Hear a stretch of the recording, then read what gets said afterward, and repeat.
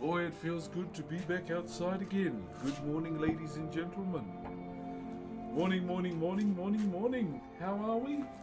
How are we? How are we? Hello, YouTube. Long time no see. How you's been, YouTube? More than a Twitch. Good to see everybody. Yo, what's up, Marjo and Jimmy Dreadful? Kia ora, kia ora. Time perceptive blessing. Morning, my brothers. Morning. So it is a Thursday. Wifey does not have work today, so it gives me the opportunity to stream outside and do what I usually do. New Zealand has a lot of funny place names. Took me 5 days to learn. Oh, taumata whakatangi hana ko o tamatea turipu kakapiki mana horo nuku po kai whenua ki tana tahu. Hey, my bro. That's one place name, by the way.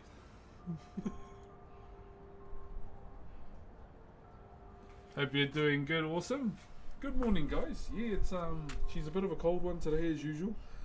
But today we are going to be having a bit of a front page one. What's up, Riro? Morena tuakana kai te pēhia koe. Would love to go to Tahiti one day to go and see Rangiatea, sorry. Morning, Snare. Not too bad, man. Love to see you, brother Jim. Not too bad. So yeah, it's so as you all know, it's been the school holidays and I barely get to stream carving pretty much over the school holidays due to, you know, my commitments as a father. Obviously I gotta put that first. But we are here. What's up, Sugar? And Discord, did I say that right? I learned it from the song. Oh yeah, it's a good way to learn it through that song. Catchy, and you catch it pretty fast. Open University assignments trying to get into computer science. Yo, man, bro, that's cool. So for me, yeah, just being a dad, my bro, trying to sort out some IRL streaming stuff too, because I will be flying over to America in September. Yeah, I'll be going over there for our BlizzCon. So Blizzard ANZ has hit me up to go to BlizzCon once more. All paid for. Anything I got to pay for is my food, and yeah, gonna be doing the whole con itself, meeting some old friends, meeting some new friends as well, and I'm gonna try and stream there too. Now, to anyone that's in America, what is the better mobile plan? Apparently T-Mobile is pretty trash for IRL. How are you today, brother? I'm good. I've been up since 6 o'clock. Been up since 6. Just doing my thing, my bro. Yeah, we're in winter at the moment. I know the northern hemisphere will be in summer, eh? I understand people have been jumping in freezers in supermarkets in America. Crazy.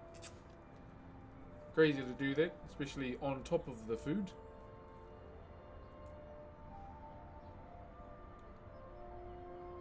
But it's expensive. Damn. Okay.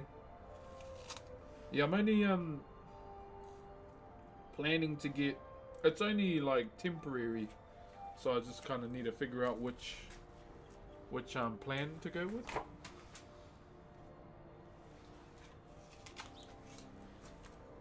Yeah, I'm not sure. I'm unsure which one to go with, obviously. One other thing too. Tomorrow, or early in the morning, Matariki starts. So we'll talk a little bit about Matariki through the stream, pretty much. So just a little short insight to what Matariki is. T-Mobile is trash, but has the most coverage throughout the United States. Okay.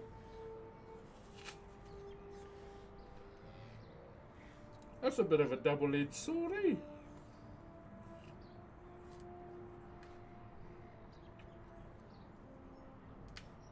Secondary to service, okay. Cool. Can I get that as a... I only just figured out what an eSIM is. Can we get those?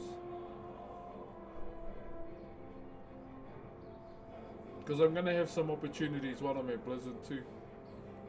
But you know, I can't really talk about them just yet.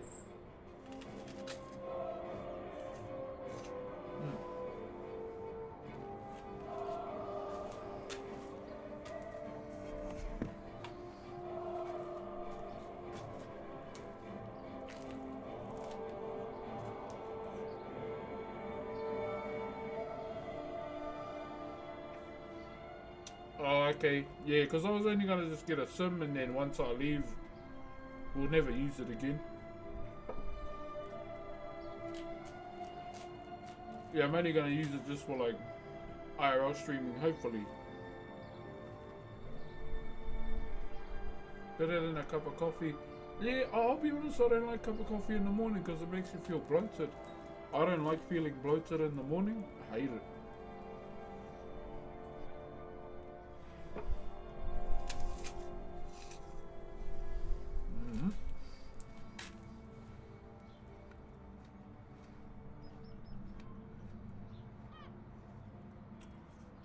So we're just cleaning little tidbit stuff today. But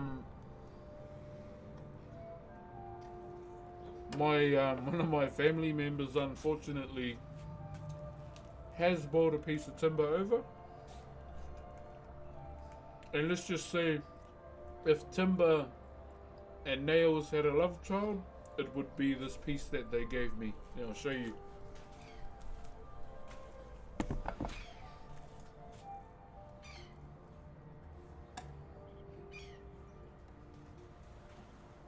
Hold up, I'm just trying to choose which one's the bad side. So you can see all those nails there. And what's even worse, he said there might be some hidden in the timber. So I'm like, oh, that's great for my chisels. That's amazing.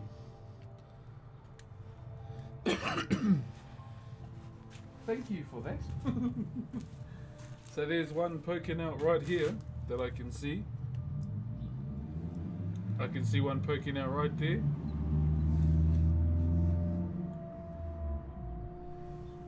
Hey, what's up, Swedish Viking? Hey, what's up, my brother? How are you, my bro? So what we're gonna have to do, cut off all that, throw that away, and then we'll be left with all of this. But there's that nail there.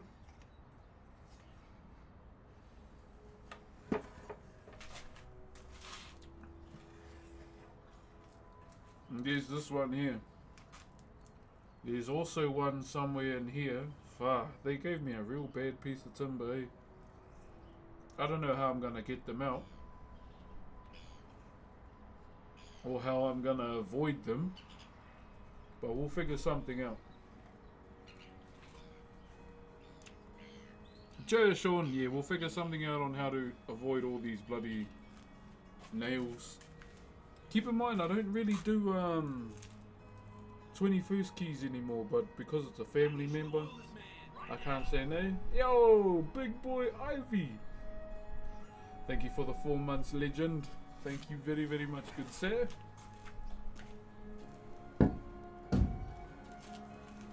Thank you very, very much for the sub, being the first sub of the day. Also, we will speak a little bit about Matariki today too. But more onto the stream.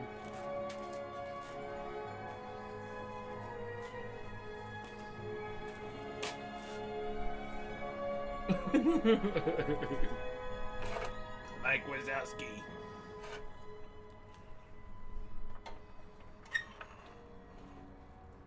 It's cold, yeah. I couldn't find any socks, so Crocs it is, my bro. Crocs it is for today. We'll probably be staining this piece next week as well, guys.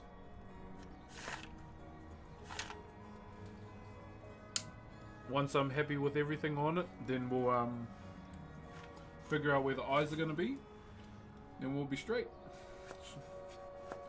But this is essentially what we've been up to. This is a Heitiki. to those that have never seen one before, okay?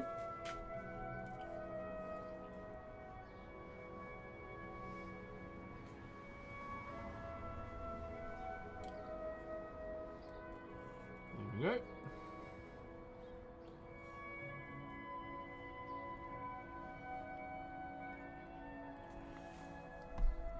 So this is a hake tiki, and this is one we've been doing. It's made out of pine, okay? Not the ideal timber that I'd go for, but tiki are not normally this size either. They're normally in a small pendant size because we wear them, okay? Now they can represent strength, fertility. When it comes to fertility, it's because the inspiration for this, the mold itself, actually comes from a baby. So that's where it comes from, okay? Now in there. And they can also be named after our ancestors too, these ones here. So this won't be named after anyone in particular. This is more just a decorative piece pretty much. Almost shit myself. Might want to check, good sir. Put a finger down there and have a sniff. Cheers, brother Ed. How are you, my bro?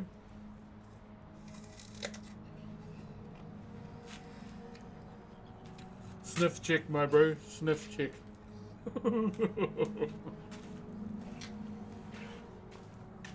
Because you never know.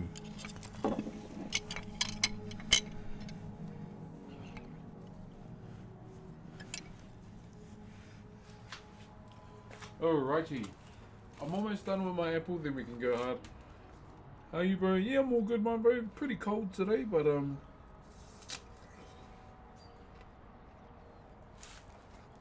you know, wifey giving me the opportunity to do a carving stream through the holidays, I gotta take it. I haven't done it yet. I was gonna do it tonight.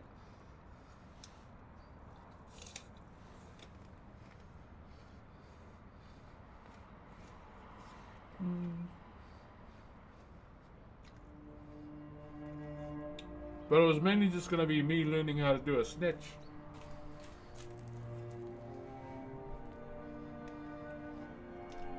Happy matariki matua.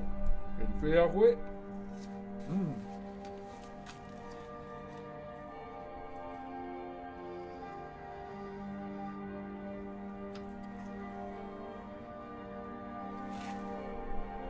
And we're trying to look for a hautapu to go to in the morning.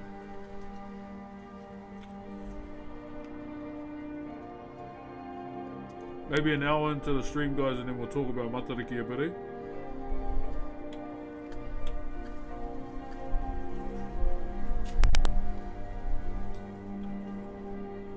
Fuck, steak and cheese pie sounds mean. Sending love from the UK and Ireland. Kia ora, brother. Appreciate you, my bro.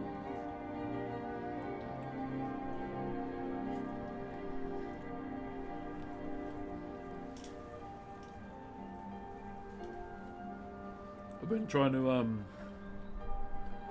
get in touch with some of my dad's family so I can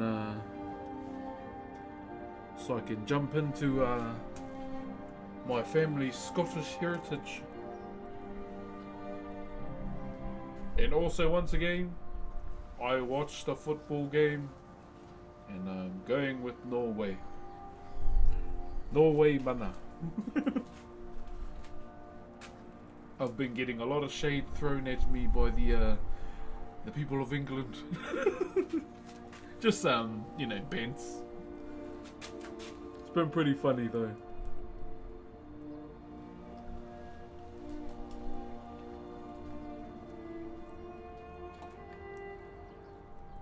Even when I was doing rows yesterday, all I could think about was the do, oh.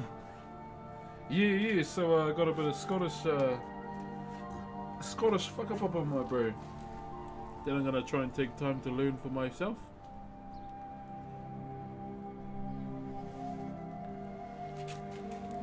I only just found that out recently.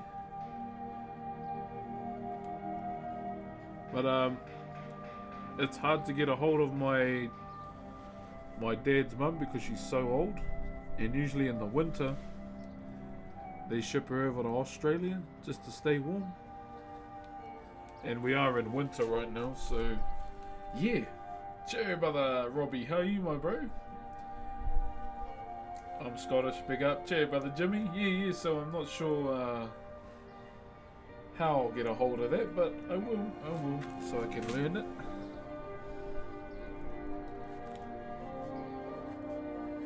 There was someone in the stream, the Twitch stream the other day, giving us an insight into, you know, Scottish history, and pretty much the same thing that happened to us happened to them too. And best friends to finish people. Yeah, no, I've drunken with a couple Norwegians when I used to work in tourism. They're always a good vibe. Them and the Irish. There was an Irish bar here, and Ireland had a Rugby World Cup game here against, can't remember who. And we were out on the town, and the Irish bar was pumping, and bro, it was a good vibe. What's up, Tree? I've never done a masala, but I hope you do. Yeah, we'll see, bro. We'll see. Thought I'd just try and challenge myself to do a masala. I need a lot of training. We'll see how we go.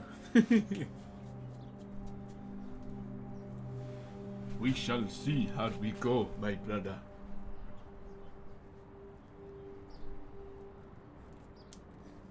So I'm just getting all the little tidbitty things. So there's like little imperfections that you might see, like here. You can probably see that one. So it's all about getting little things out right now. Straightening things up too. And but later on in the stream too, like maybe at the 2.5 hour mark, we'll look over that nail-ridden piece of timber and let's look over it a bit, eh? And we'll see how we go. It's for one of my cousin's kids.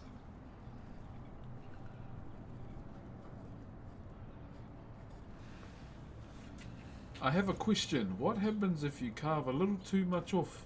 So there's ways around that, brother. Say for example you carve too much off and you know, there's barely much timber left to change it. One thing you can do is an implant. So you'd cut that section out, put a block in, just carve it down again. But if you have enough timber here where you can drop it down on both sides and just redo it, then by all means that's encouraged. Okay?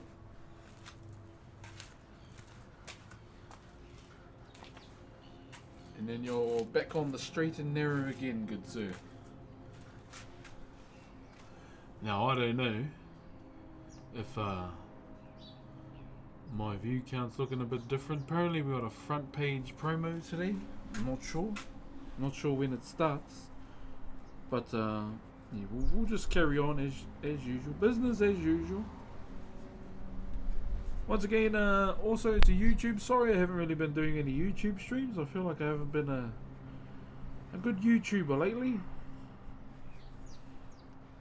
So I just went back to posting shorts. Because we've lost quite a bit of followers. So I just thought maybe it's the lives or something. Shit, interesting, bro. That's cool. We ended up doing some research a while back and found out we have like a Scottish family crest. Yeah. A lot of the clans have crests, eh? Correct me if I'm wrong, to the Scottish whānau in the chat. And it comes down to the colour of their kilts too. Unless I was told absolute lies.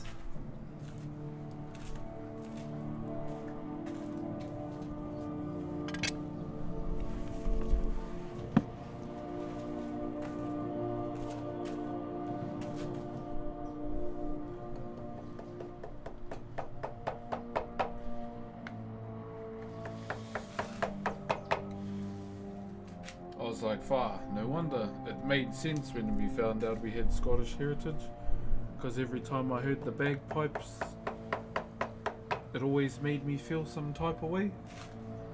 Like even watching Rowdy Roddy Piper, it made me want to punch someone in the face because it sounded so cool.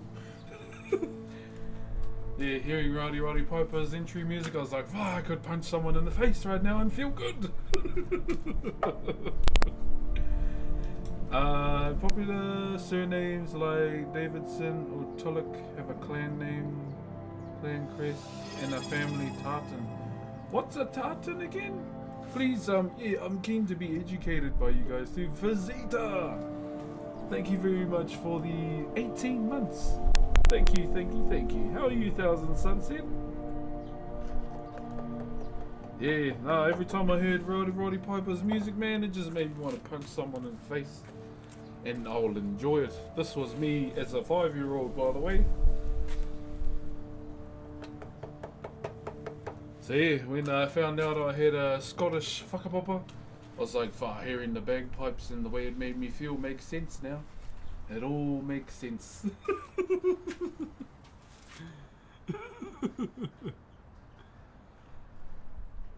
So yeah, in my own time, I will try and learn it, and then I'll come back to you guys because I know there's a lot of people from Scotland that watch too. Check weird pattern on the, oh that, yeah. Yo, what up, just chill, my bro. Hope you're doing well, my bro. Hope you're doing well. Thank you for these 75 months, my bro. Absolutely crazy. Hope you're well and staying warm, my bro.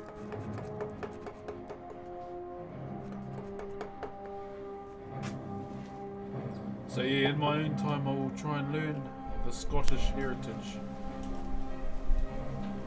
Do you wear a metal plate under their kilt? I was like straight away like Seamus' cousin.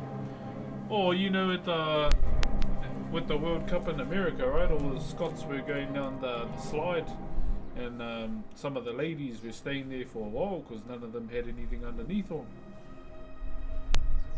Chilling until it, bro, it is cold, eh? But I'm grateful that I can be outside and carve, especially on a school holiday. I don't know whose dumb idea my daughter's school was it to make the kids have a 3-week holiday. By day 2 of the first week, I was like, take them back to school. Take them back. But yeah, so I'm gonna do this today, and then I'm gonna be chilling with baby, and the girls are gonna go and watch the new Moana. Let me just get a beanie because my flyaways are like going in my eyes.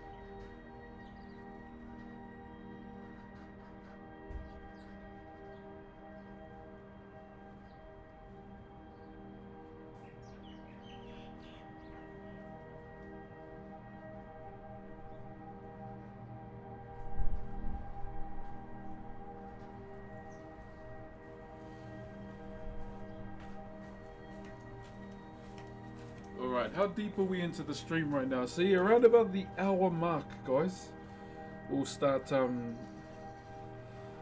having a little conversation about matariki and what it means to our people.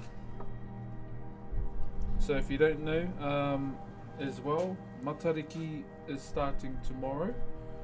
So it is basically to keep it on the straight and narrow.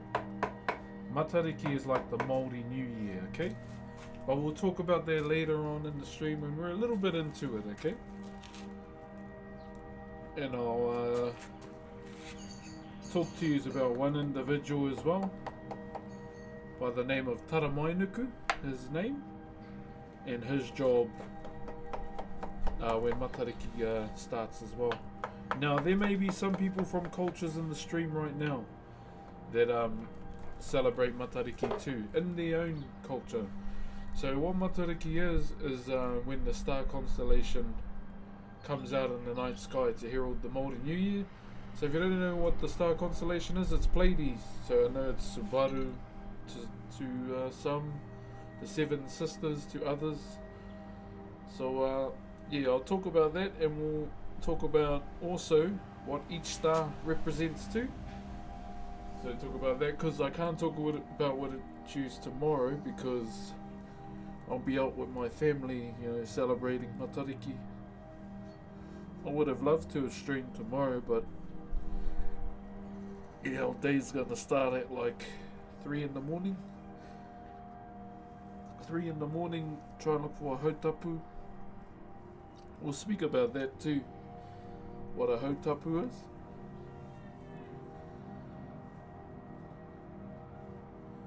Trying to find a song where the bro sings and asking John Key. Oh, it's Homai Te Paki Paki Matariki song. Just type that in on YouTube.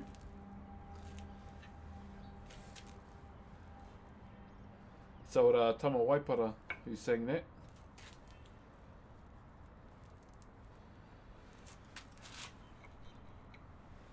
So I ask you this, until you sleep, before players play her exit finale. Ooh, John Key make Matariki a public holiday for me. That one. Tartan, yeah. So that's the one I think you're thinking of.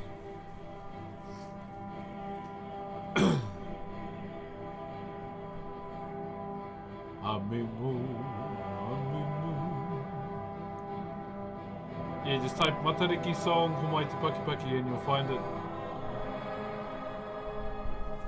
Are you playing the Black Flag remake? I just got given a key too.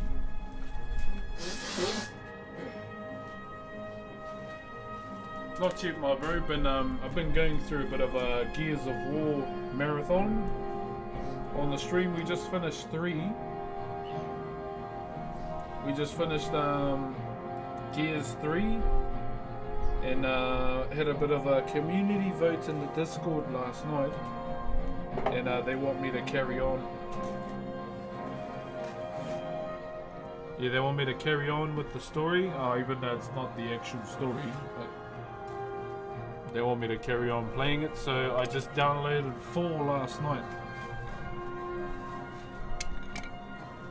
Yeah, just downloaded Gears 4. I do want to play that the DLC for 3 though, because Ty Kaliso's on there.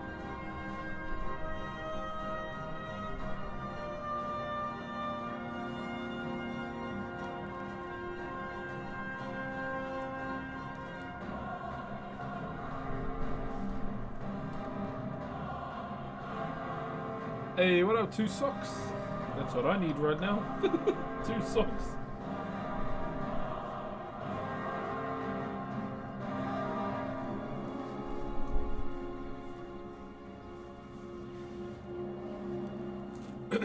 Alright. The DLC is really good. The RAM one especially. Yeah, that's the one I want to download. That one. Is there another one other than the RAM one?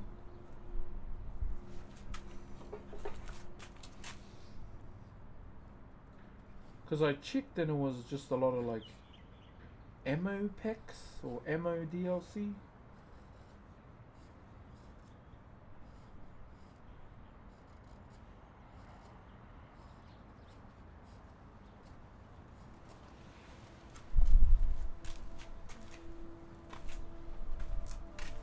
Yeah, so we pretty much finished Gears 3 the other day. Absolute cinema, man. I was buzzing out when he took his scarf off, his bandana.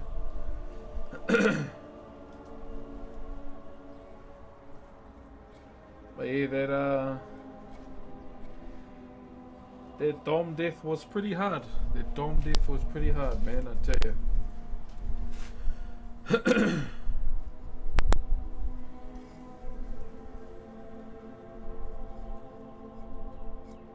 That was a pretty hard one.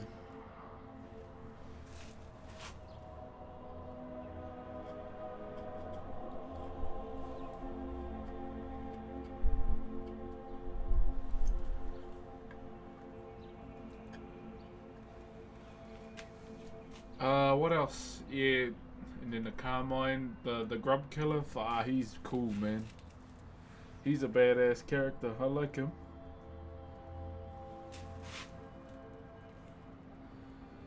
And yeah, and the obvious being Ty.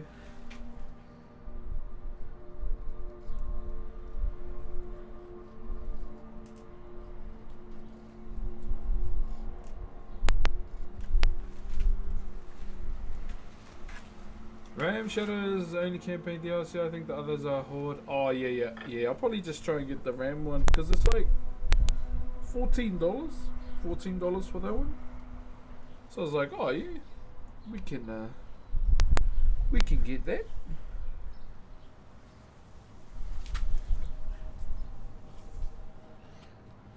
Yeah, I'm a bit on the fence about 4 because you don't play as Marcus Phoenix from what I got told. And I won't lie, it does rub me the wrong way. You know, how can we not be the Gigi Chad? But I'll give it a chance. Yeah, I'll give it a chance. Okay? Because you guys voted for it. As I was about to say, later to that series and play some Star Fox. So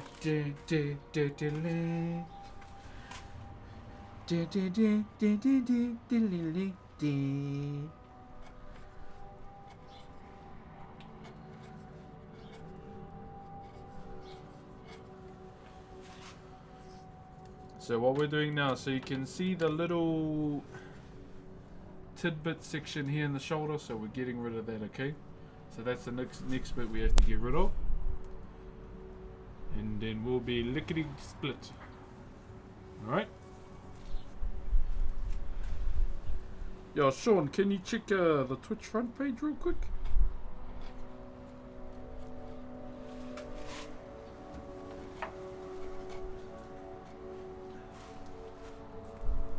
Fuck, I need to blow my nose again.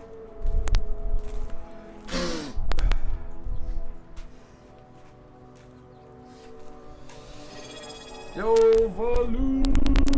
Thank you very much for the 75-month arenas, my brother. How you been, my bro? How you been? Norway, mana. Can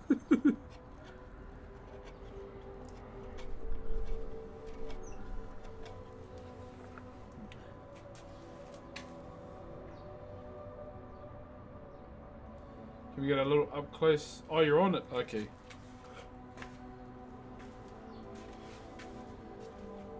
A little bit of an up close.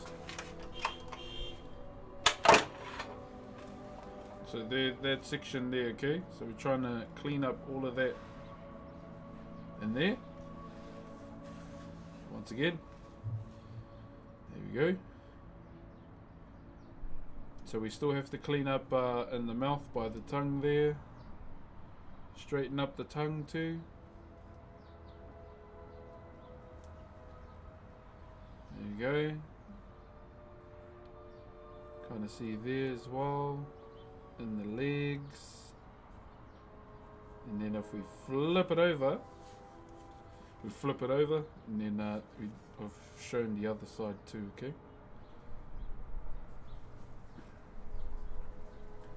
And there is the other side. I'm pretty happy with the other side. obviously the little tidbit things that we need to work on. Have you ever needed to restart a piece? Nah, not yet, my bro. Never counted out though. Never counted out, my friend. You just never know if it'll happen or when.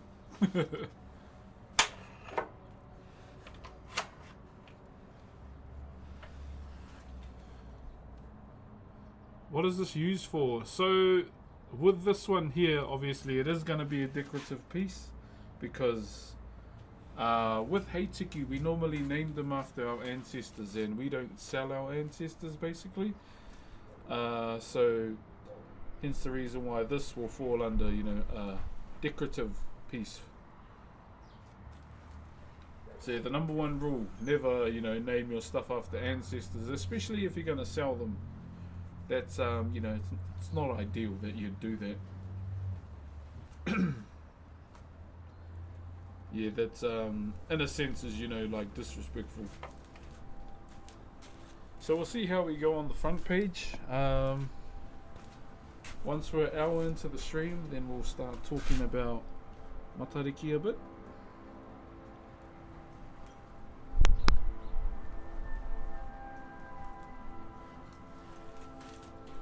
And yeah, just what I've been taught, what I've been told.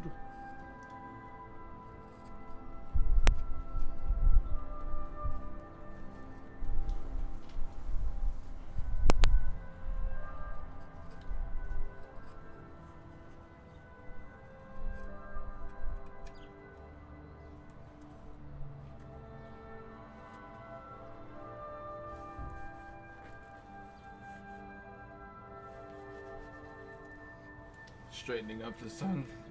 Mean lines, do you clean up as you go or smack out and then go back and clean up? I like to clean up as I go, pretty much.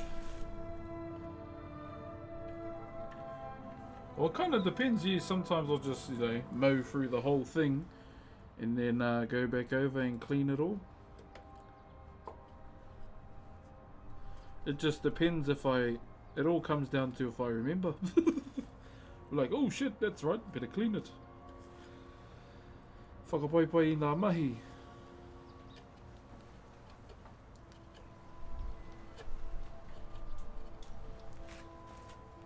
It looks amazing. Thank you, Two Socks. So yeah, the timber itself, you know, it's not native.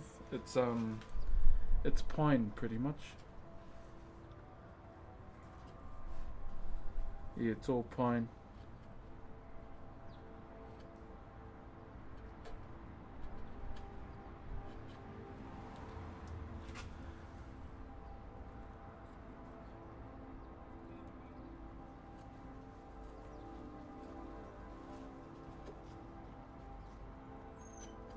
Okay, also, has anyone got an osmosis globe, is it? Why aren't you wearing socks? I couldn't find any, so here I am. No socks. Yeah, couldn't find any. I think there's still all paru. Kia ora vibes, how you doing?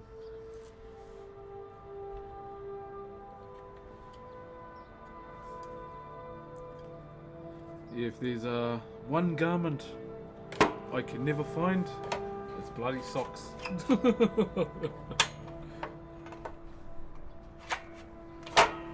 It's always the socks, man.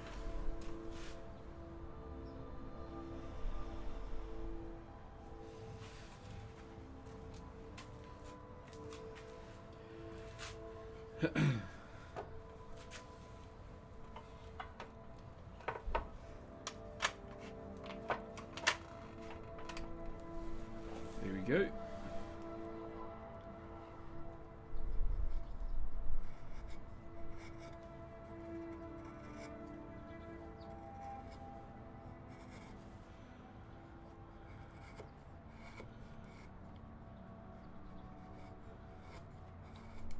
Yeah, I was thinking of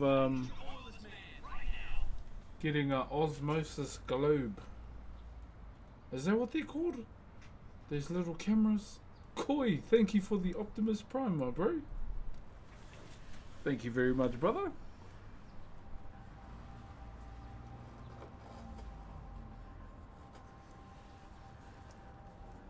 Welcome to the stream, my friend. My name is Brox.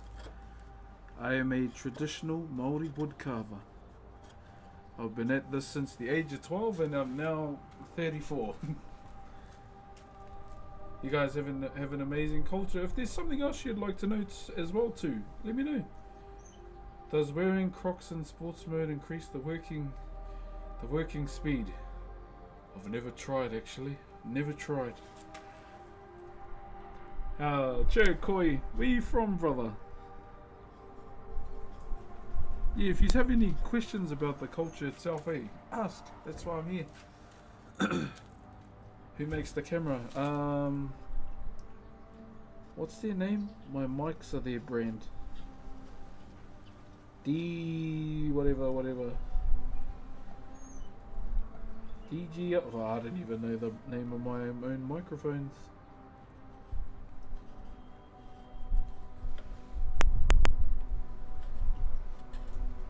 Just because I'd assume it'd be better than carrying around a big ass bloody camera.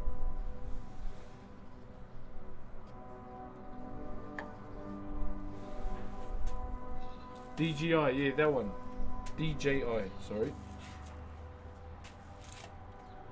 Yeah, it's like a lot more smaller and compact, eh?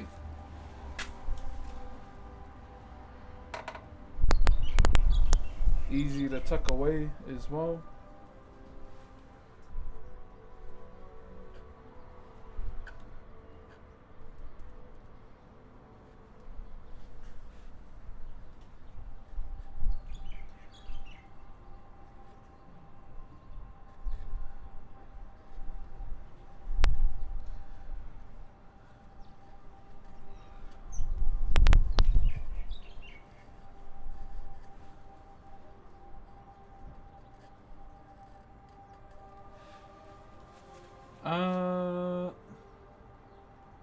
Yeah, the DJI Osmo. Yeah, that's what I'm thinking of. I'm off to pick up some jib sheets. All good, my bro. Have a good day. Have a good day.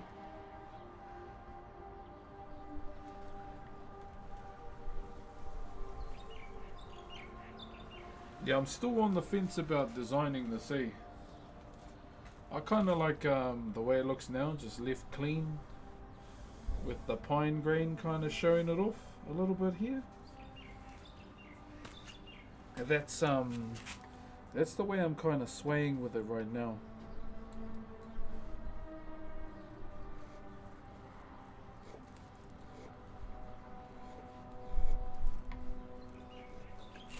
Yeah, that's kind of the way I'm swaying with it right now. I worked with a guy from It's True There Foreigners Are Not to be allowed to be taught the haka dance. You want to know one thing? When I worked in Maori tourism, we taught tourists how to do the haka every day. I think it's more, when it comes to that kind of question, it's more like personal preference of the individual. But something we've been doing in Te Arawa for like 100+ years is teaching people how to do the haka within tourism. So it's not something foreign. It's not foreign to us. And it's always something we've openly done within tourism as well. It's a small hand, yeah. I saw people using them a lot at PAX, my bro. So in a sense, I don't believe that one bit, you know, with that.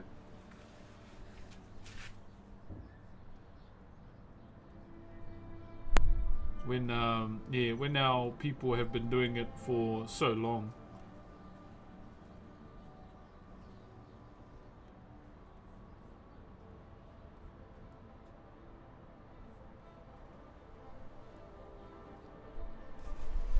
Yeah. So something we do within some tourism places here, Maori tourism by the way, is teach people how to do the haka. Yeah, and it's been like that for generations pretty much.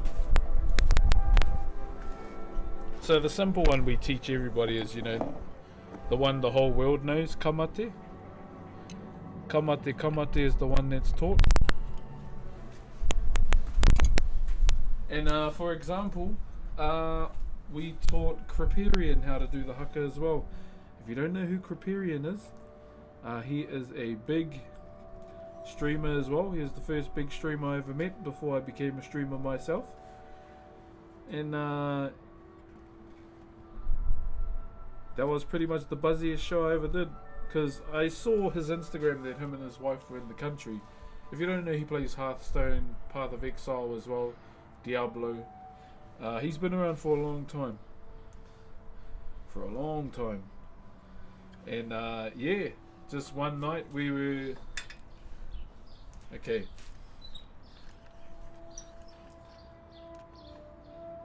Let me put the camera up for this. Then maybe we should start talking about Matariki too.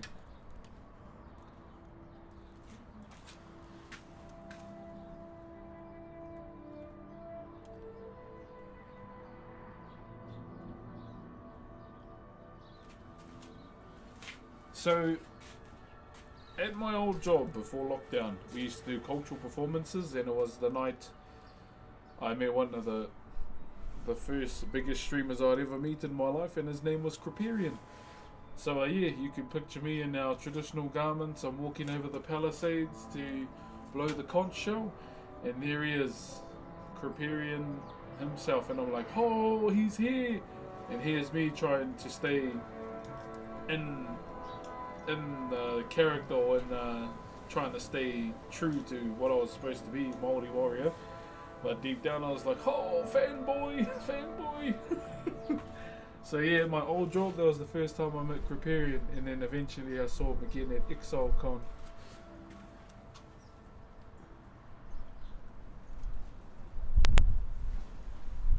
But it was cool as, and like I met him and his wife. They were pretty, humble as. And yeah, this was years ago. Oh, there's an enemy around.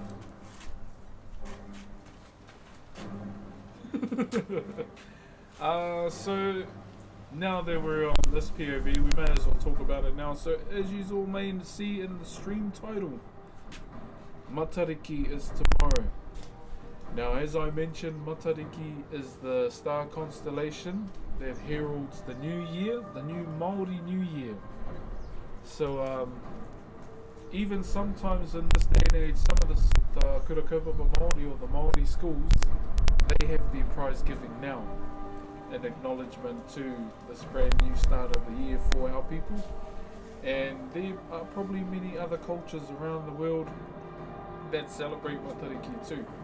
So they may have it as other names, you know.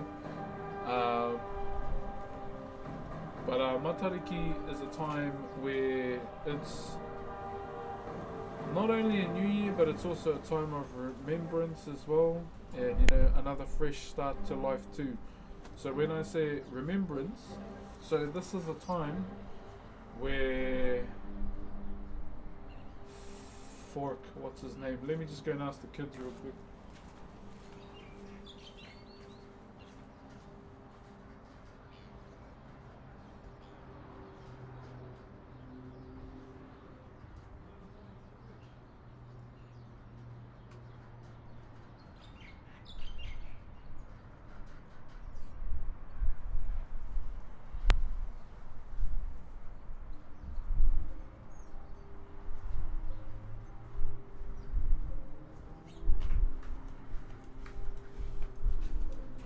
Sorry guys, my children are star constellation professionals. So this is a time when someone by the name of Taramainuku appears. Now Taramainuku is the captain of Te Waka Arangi, which is a celestial canoe, okay? Now this canoe goes right over Aotearoa, okay? So it goes right over Aotearoa, and what Taramainuku does, he casts his net out on Aotearoa on the country, lets it go down on the country, and he pulls it back up. So what he's doing is collecting all the souls of our loved ones, and basically he's taking them with him to the afterlife. Now there's one star within the constellation that is associated with mate or death, and her name is Pohutukawa. Pohutukawa is the eldest of all these 7 stars out of all the kids.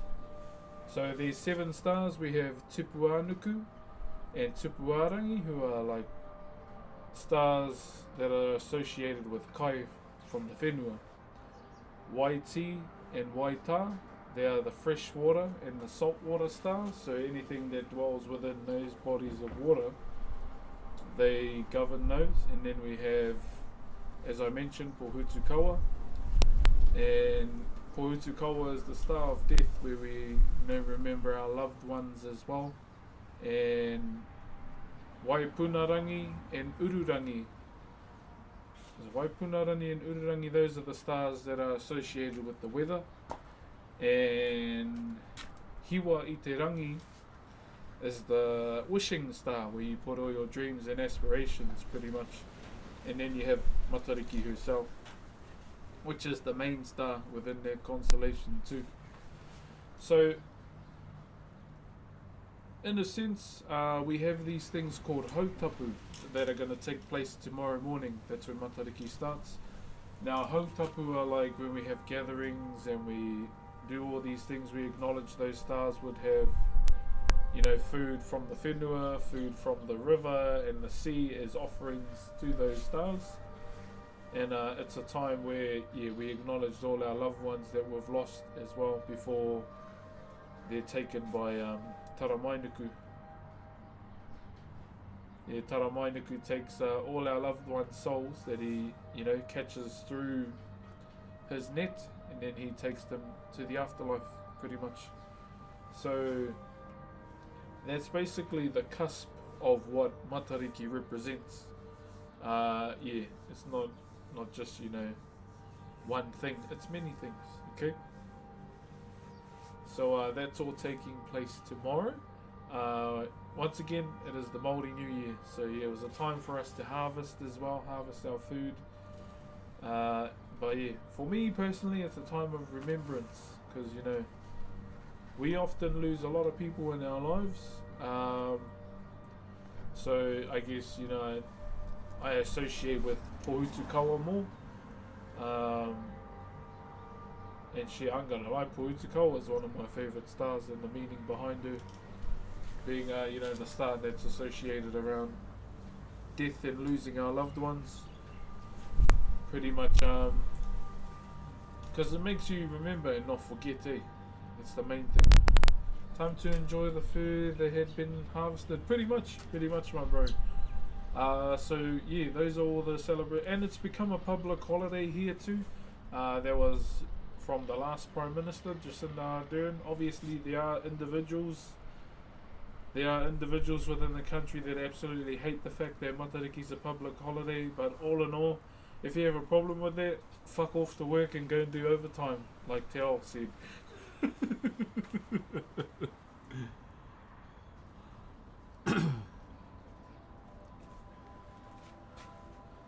So that's basically what's going to be happening tomorrow.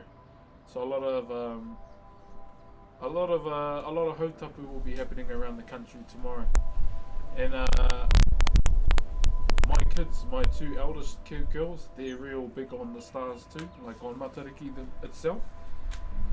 So they're really well educated about it. That's why I always ask them, because my mind's all, within my cup's been full by Whakairo, as usual. So I tend to remember things, but then I tend to forget some too.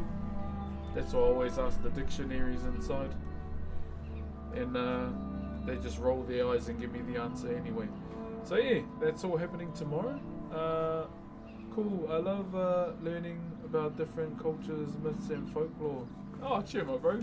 See, I don't know if any other people from different cultures have celebrations for Pleiades or Subaru, the 7 sisters, whatever you may call it in your part of the world. But if you do, feel free to share. Feel free to share as well.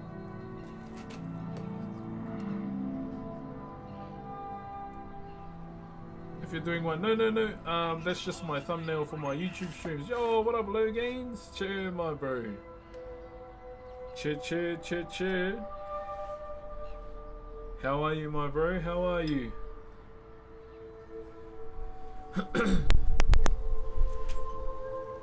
So yeah, that Matariki all starts. Yeah, the only reason so my thumbnail on there is because I was buzzing out at the carving scene and Boba Fett. How is alien tech with just basic wood carving tools. And I've liked that part ever since. What did he carve? Something stick. Thank you for the 66 months, my bro.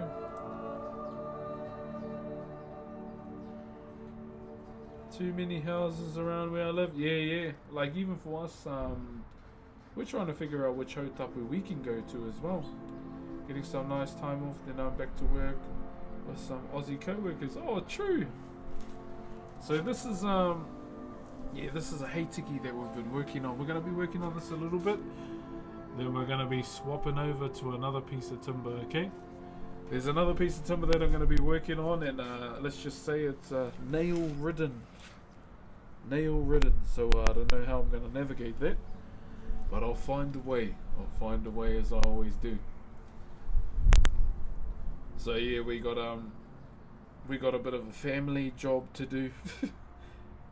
As I mentioned, I don't normally do 21st keys anymore, but they've asked for one. I'm like, oh, rolls eyes.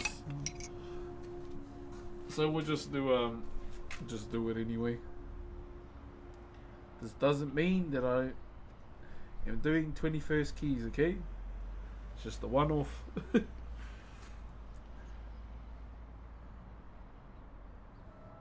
Yeah, the Guffy stick or something. I can't remember what that stick was called, to be honest.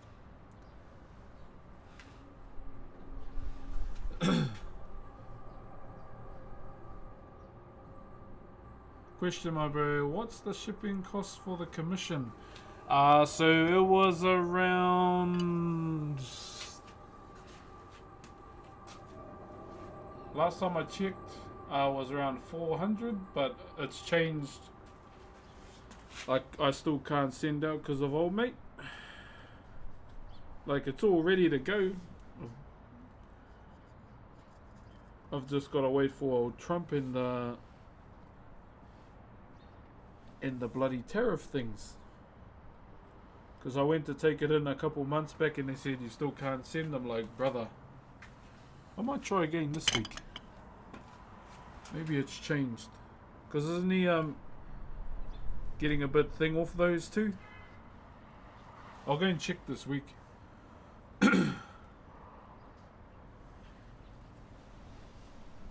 Doing your one-off year quota. Oh, bro. I don't even like doing keys anymore. But I know once I do it, fuck, it's going to open the floodgates for everyone that thinks I do them. So I got to make it very clear that I'm not doing 21st keys. Situation with some of the spiders. Are there a lot of big scary ones? Nah, you're thinking of next door in Australia. We don't really have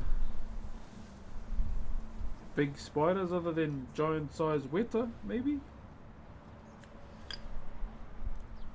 Yeah, giant sized weta. That'd be the one of them.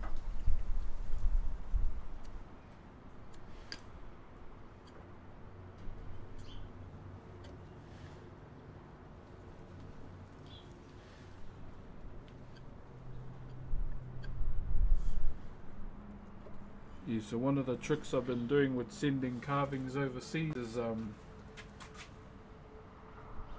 just put the value of it down, even though it's more, just so there's no headaches with customs.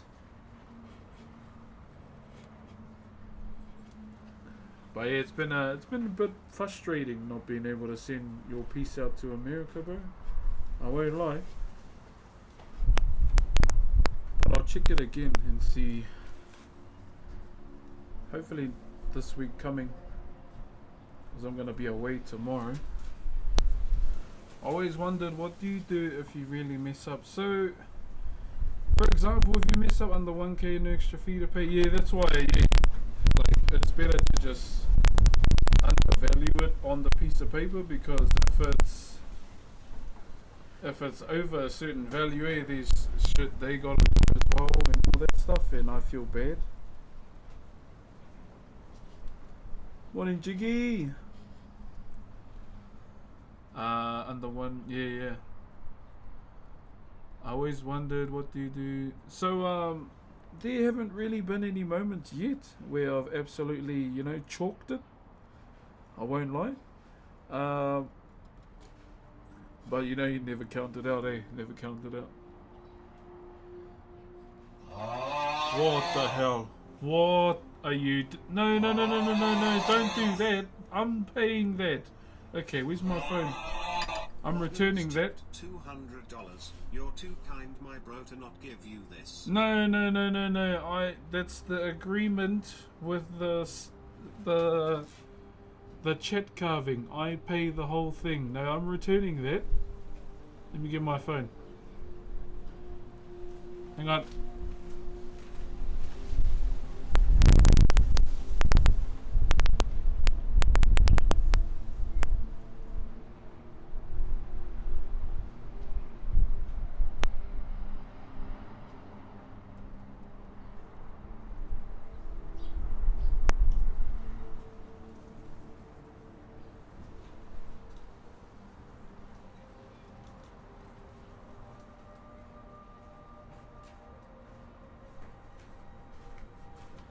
Okay, how do we do this? Hang on.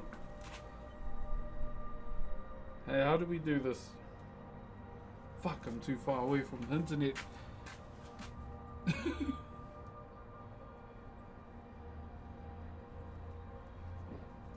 No. I'm sending it back. Come on, internet. You're at full bars, you useless. Unrelated to commission. No, that's going back, my bro.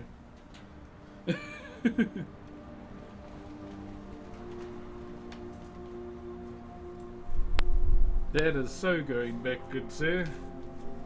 Does low gains need a bed? No. Come on, you stupid bloody phone.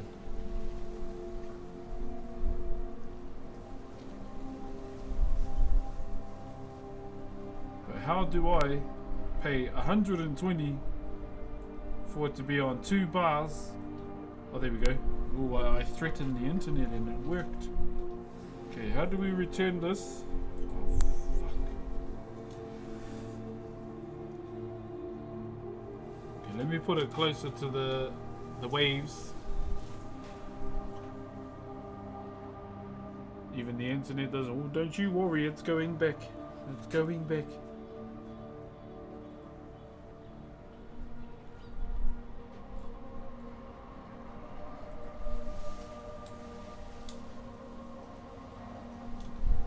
Oh, there it is. Cool. Can you threaten my IRD tax bill? That is a cursed word to us adults, the B word. You have a bill. What did I even do? It'd be like that, eh? You have a bill. For what? I haven't even been doing anything.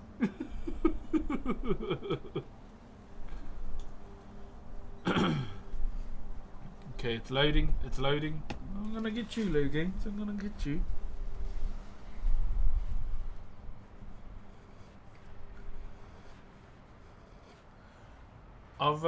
Yeah. Once that's loaded, you'll have to help me. And if I have to give a reason, I'll just say I'm a Kenyan oil prince.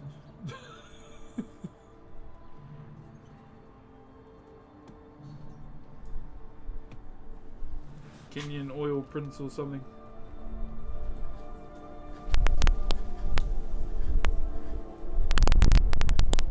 Sounds like a good convincing reason, eh? I'll just send it while you're sleeping and I'll send it back. Where is it? How do we do this?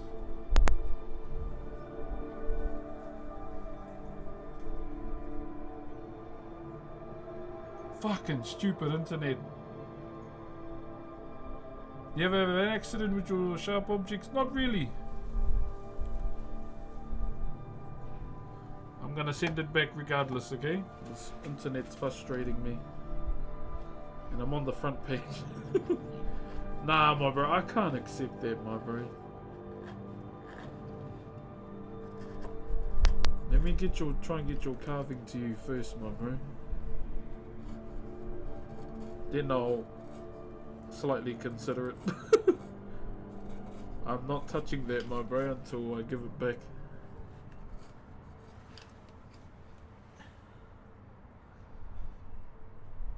Can you put that, bro? I have fiber, and it's still mud in terms of Wi-Fi frequency. It's great. Sarcasm, by the way.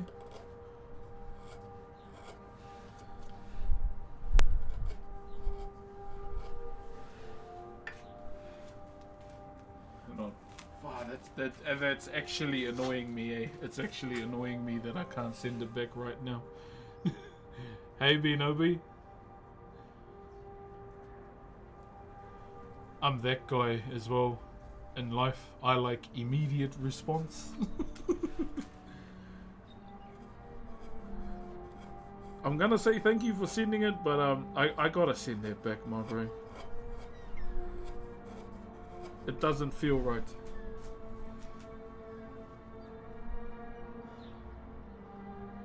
It's for the BlizzCon ANZ. BlizzCon ANZ paid for my tickets and a com to go over. Nah, I gotta give that back, my bro. It doesn't feel right. It doesn't feel right.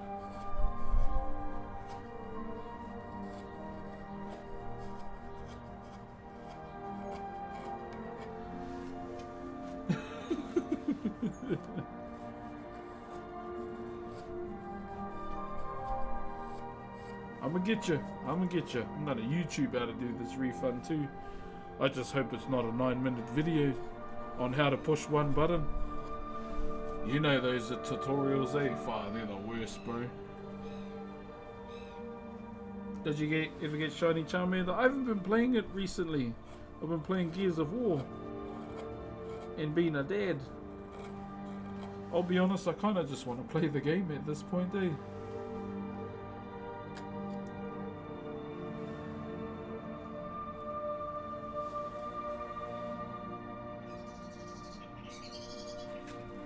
I'm contributing to pack opening fun. Do not do that.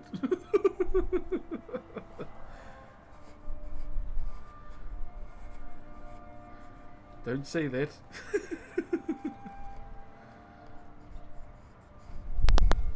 That's a cursed word. Alright. This mouth is... oh, this tongue is still a bit huge.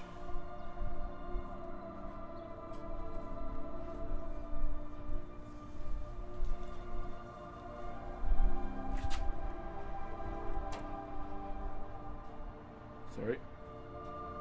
There's a bit of a individual under the influence walking past.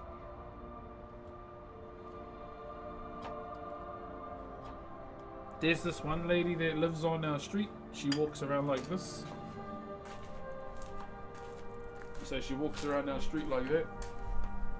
Up and down the road. And I've always wondered what's in her invisible box. Like she just walks like this. Like she's holding a box.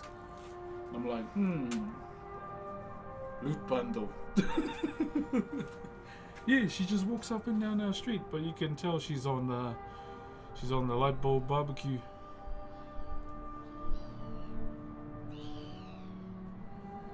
I'm like, goodness gracious me, auntie.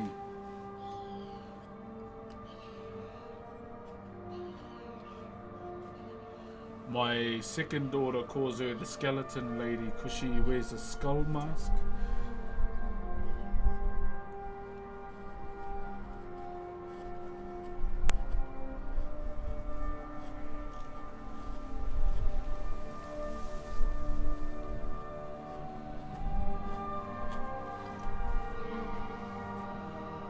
Staying in her lane, the upside down bee.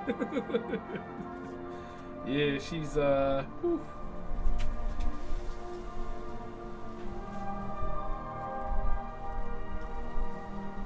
Ever since lockdown, man, we got some pretty interesting individuals on the street. It used to be a nice area, and now, unfortunately, it's gone tits up.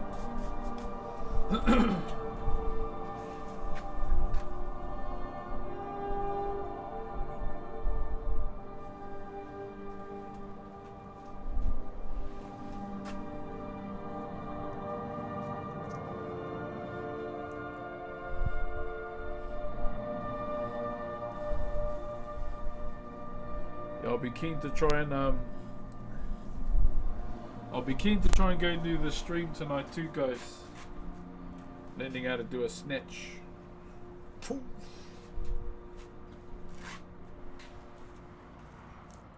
Yo, what's good, Luke? How you doing? Morning, my bro. Kia ora. My name is Brox. I'm a traditional Maori woodcarver. Nice to meet you.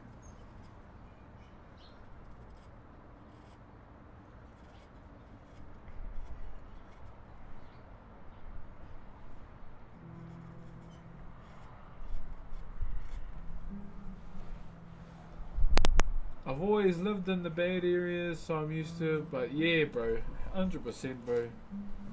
And one thing I'm always wary of is just what my kids see, eh?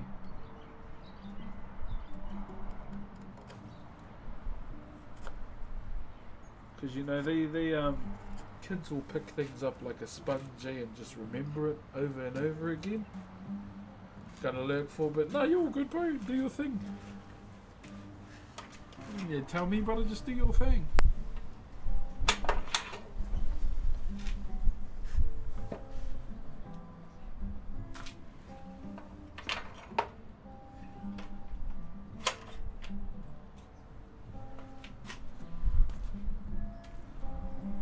What wood do you usually use? Ideally, I'd like to use native timber to the country. So the last piece we worked with was made out of rimu. R-I-M-U is how you spell it. A nice timber, but in some instances, rimu can be very brittle as well. Like when you cut it, it's kind of flaky. Looks like wheat bix. And the piece that we did, yeah, it was pretty flaky. It was pretty flaky. Let me try and see if I have any photos. I don't think I do, because I usually delete them after I post them. Oh yeah. So this is one that we did here. So that's one piece that we did. That one there.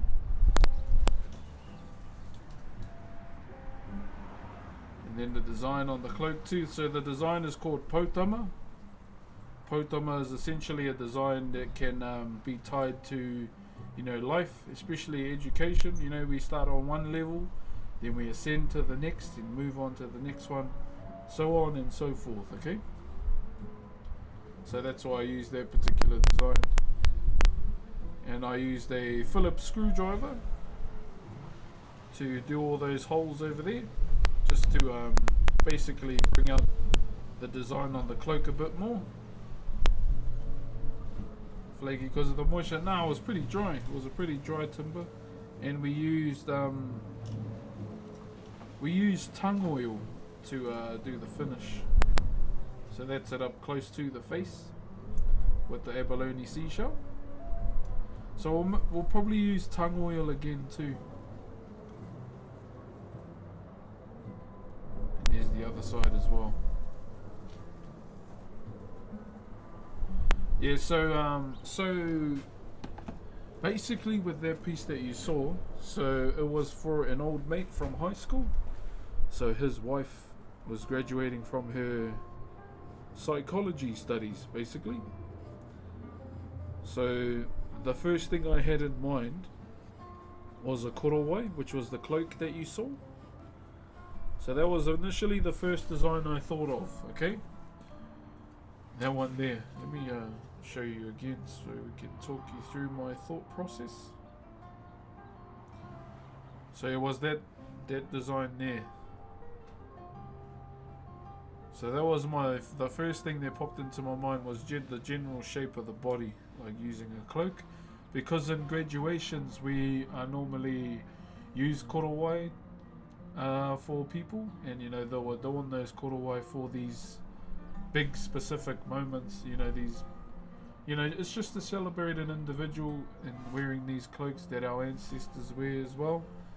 And that's when the design potama came into my mind too, because potama can be, likened to, the walks in life we all take from one hurdle to another.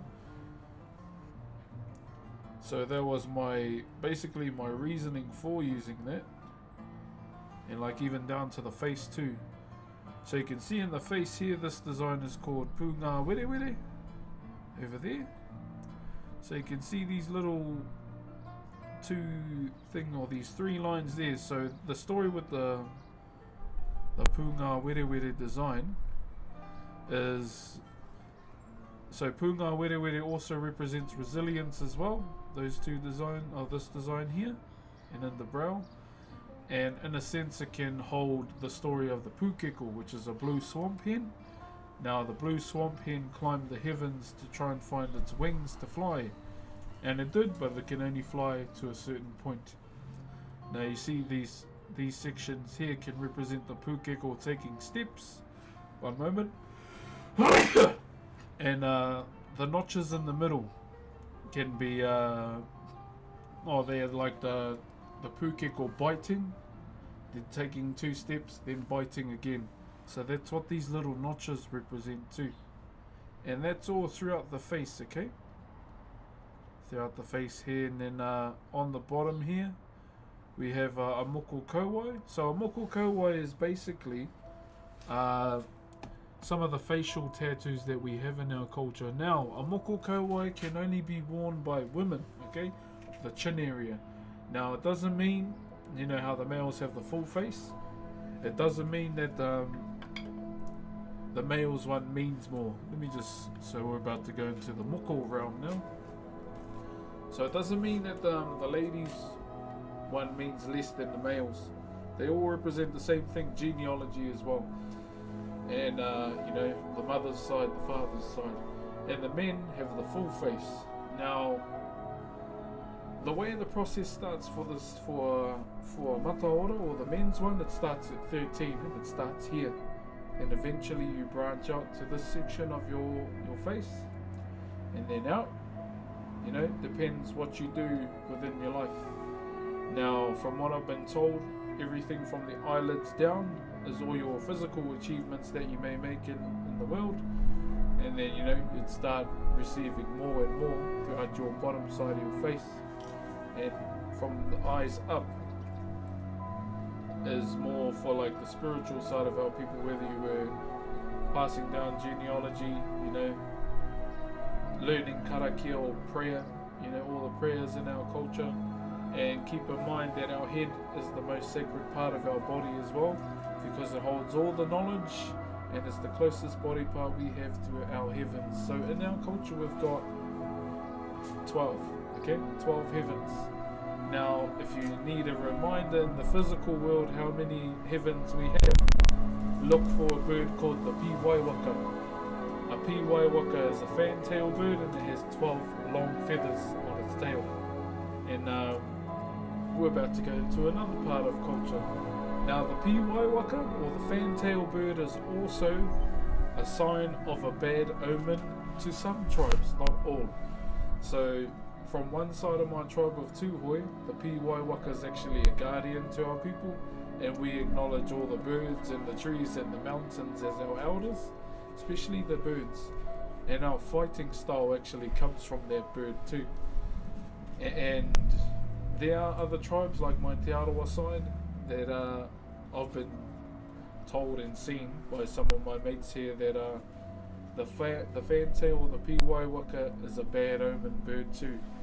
Now here's a reasoning why they would think that So we're going to another bit of history, okay?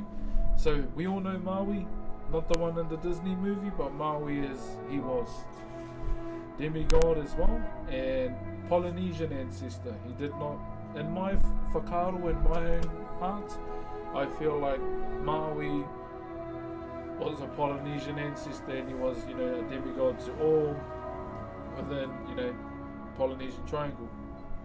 So he helped everyone on the islands, and it goes to the point where, so this story kind of goes to the point where he died. So, through all the feats that Maui had achieved throughout his life, from pulling up islands to slowing the sun down so we would have slower days, longer days, to even, killing an eel. This is more for Samoa, and then buried it, and then out came the coconut tree. I didn't realise that he was based on real culture. Yeah, Maui was an actual person. So in our culture, his name is Maui Tiki Tiki Ataranga. So he was born premature, basically. And so his mum Taranga, what she did was cut her hair, wrapped him in it, and offered him to the gods. And that's how he became, a demigod. Hold up, sorry, battle music wasn't the ideal one. So, yeah, he wrapped him up, so that's when he became Maui Tiki Tiki a Taranga. So the headpiece that Taranga wrapped him in was her hair, and then gave him to the sea. And the way he got his hook, so for us, the way he got it, it was actually his grandmother's jawbone, and her name is Muri Rangaranga Whenua. And she offered her jawbone to him when he went on the mission to go and fight the sun, to slow the sun down, because it was just going near, and our people couldn't get anything done, or people within Polynesia couldn't get anything done with their days. And yeah, that's when he went. So from our point of view, from a Maori point of view, he went to his kuia, Muri Rangaranga Whenua, to ask for advice on how to slow the sun down. And so what she did was offer her jawbone as, that infamous hook that you may know. It wasn't, a big one. It was just, one that came from a jawbone. But that's Disney, they'll ever exaggerate it, but for the kids. So we go back to an idea that Maui had, to try and make our people immortal. Now there was only one way who could do that, and the idea that he had was to go to Hinenui Te Po. Now Hinenui Te Po is the goddess of death in our culture, okay? So she was the first human that was ever made. See, we're kind of going off again. That was ever made by Tane Mahuta, who was the eldest of all our gods in our culture. So for me, as an individual, like as a Maori, I acknowledge my own people's gods, not so much, Jesus and other cultures' gods that you may know of. Although some of our people did convert to Christianity. And but for me, yeah, I like to acknowledge our old ones. And so Tane Mahuta, so we're going off a little bit just to get a better understanding. Tane Mahuta, who is the eldest of all the gods that we have, god of the forest and all its living things, and he was the one that climbed the heavens to receive the baskets of knowledge so humans could think and hold hold education within our brains. And so one day he thought of making the first human, who was a woman. So he shaped the woman out of clay. And he did many things. I'm not going to say what they were. And then basically what he did was hongi this thing, this, how do I say this clay model, and said, "Hey, Maori ora," and gave it the breath of life. And she came to life. And they were together, and then fast forward, she found out that was her dad, and she got mad and went to the underworld and became Hinenui Te Po, who is the goddess of death now. Now, in my tribe of Tuhoi, she favours us quite a bit back in the day in warfare. Going off a little bit too. Because one of my tribes known as Tuhoi, what we were renowned for was warfare in small groups. Like, our tribe of Tuhoi would win wars and battles with minimal numbers. And so a quote came out of that, Ko tahi nā Tuhoi ka kata te pō, which means when Tuhoi gather their war band, the goddess of death rubs her hands together because she knows death is about to come, and souls for her to claim. And so we go back to Maui. He goes to the underworld to look for Hinenui Te Pō, okay? Looking for her. And he finds her. She's asleep. And so he sneaks into her domain and he changes into a nangara or a little noke or a caterpillar. And he's crawling in. He gets onto her leg. So the way we are born was the way he was going to go try and reverse death, okay? So he's crawling up her leg, crawling up. And then a piwaiwaka or a fantail, now keep in mind that fantail that I mentioned, bad omen bird, saw Maui and started laughing at him, started laughing, Maui's a little insect, and just laughing at him, and then eventually Hinenui Te Pō woke up and saw where Maui was, boom, and closed her legs on him, and that's the way Maui perished in our culture. So unfortunately he didn't quite, reverse the effects of death. So that was his plan, to go in and come out of the mouth in order to reverse the effects of death. But unfortunately he didn't make it due to the piwaiwaka. So that's why you can see how people would see that bird as a bad omen bird. So yeah, it's But for our people of Tuhoi, we don't see the piwaiwaka in that sense at all, okay? A good comparison for Tuhoi would be the Yons Vikings, because they were pretty hardcore. Yeah, so there was this one collective of people in Tuhoi, or where I'm from specifically. They were called Ngā Kuri a Pōhokorua. Now what that translates to is the dogs of Pōhokorua. They were the people you'd send word to go and wipe out a tribe, off the face of the earth, kind of thing. And that's what this collective of people were renowned for where I'm from. So they were only ever called if they really wanted to, wipe someone off the face of the earth. And the way they train too, so there's this little place up in Maungapohatu where they would all train. It's like this little circle thing, and they'd have warriors stationed around, like based in a circle with weapons, and you'd fight. And if you went too far to the ring, they'd strike you on the back, carry on. And that's kind of how it was for them back then, that collective. But yeah, that's sorry that we went this way, that way, that way, that way till we got to the end of the story, but I just like to share. Sorry if it was a bit too much. Fascinating. I love hearing about the cultures and beliefs. Thank you for sharing. Extremely interesting to learn about your culture. I need to tune in more. Yeah, just when you can, Brother Loop. As always. Got double camera if you don't know. Yeah, I'm aware. I just couldn't be bothered turning it off. Kia ora for sharing our Maori culture. Nā mihi Miss Princess, kai te pēhea koe. Yeah, so in a sense, like, I don't know if they'll do that for, up and coming Moana movies. I hope they don't.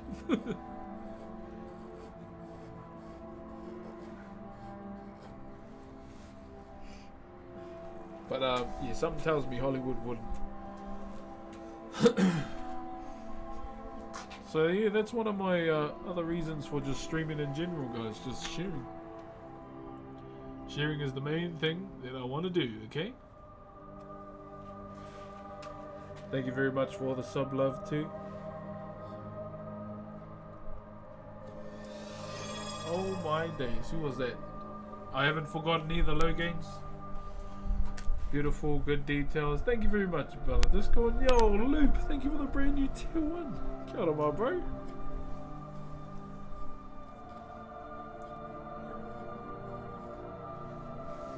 I even thought of, you know, since I've been thinking of, so for me, I've been thinking about Maui quite a lot lately. Like just randomly having thoughts about Maui and shit, I might have to carve them. I'm not gonna lie.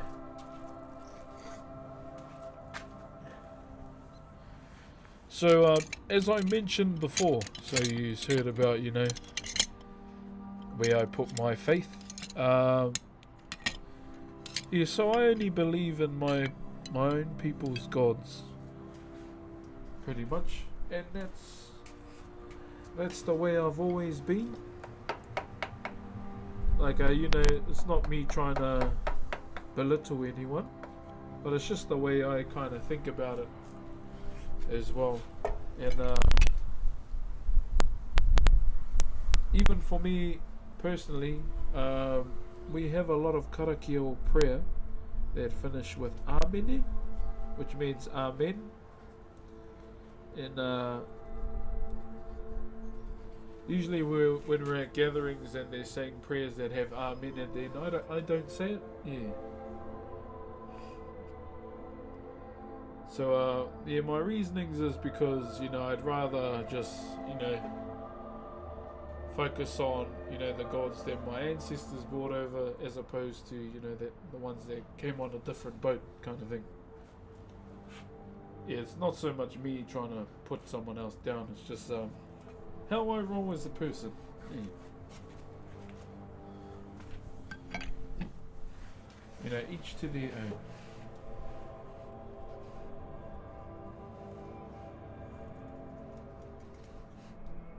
Like as I mentioned as well, about Tane Mahuta. Tane Mahuta is the eldest of all the majority of the gods that are spoken about in our culture. So we have a few, and if you want, I can tell you the story. If you want, just spam ones in the chat if you want me to talk about Ranginui and Papatūānuku. This is more for people outside of the country, these kind of talks.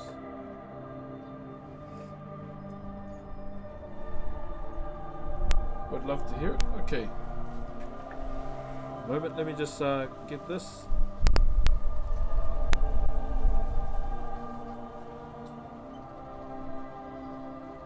And also one more thing. Maui wasn't the only demigod in our culture, okay? There's one from my tribe too. His name's Pōtiki Tike Tike. Let me turn our secondary camera off. Look at us trying to be story time McGee. Look at me. Okay, let me turn the secondary camera off so we got one focal point.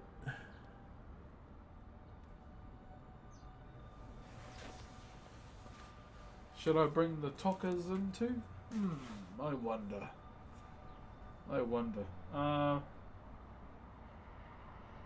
Let me see how charged the iPad is.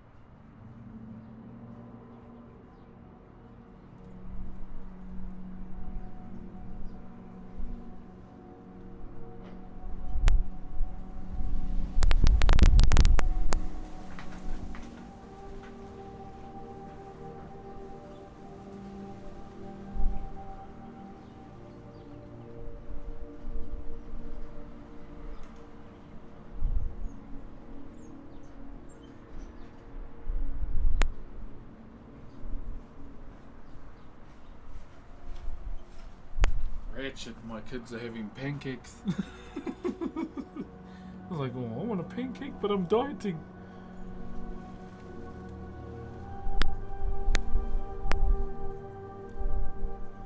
Alright, legends. One moment. Let me just try and get this bloody thing out. Sucks when they have nice kai and you can't eat it. Love that. Love that.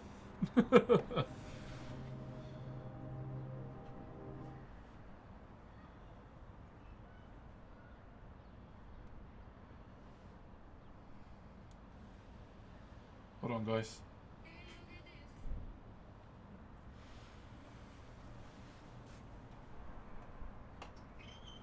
So, what were we talking about? Like, you knew Papatua Nakue?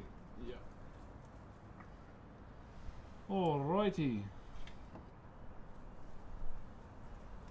Man, it's getting cold, bro.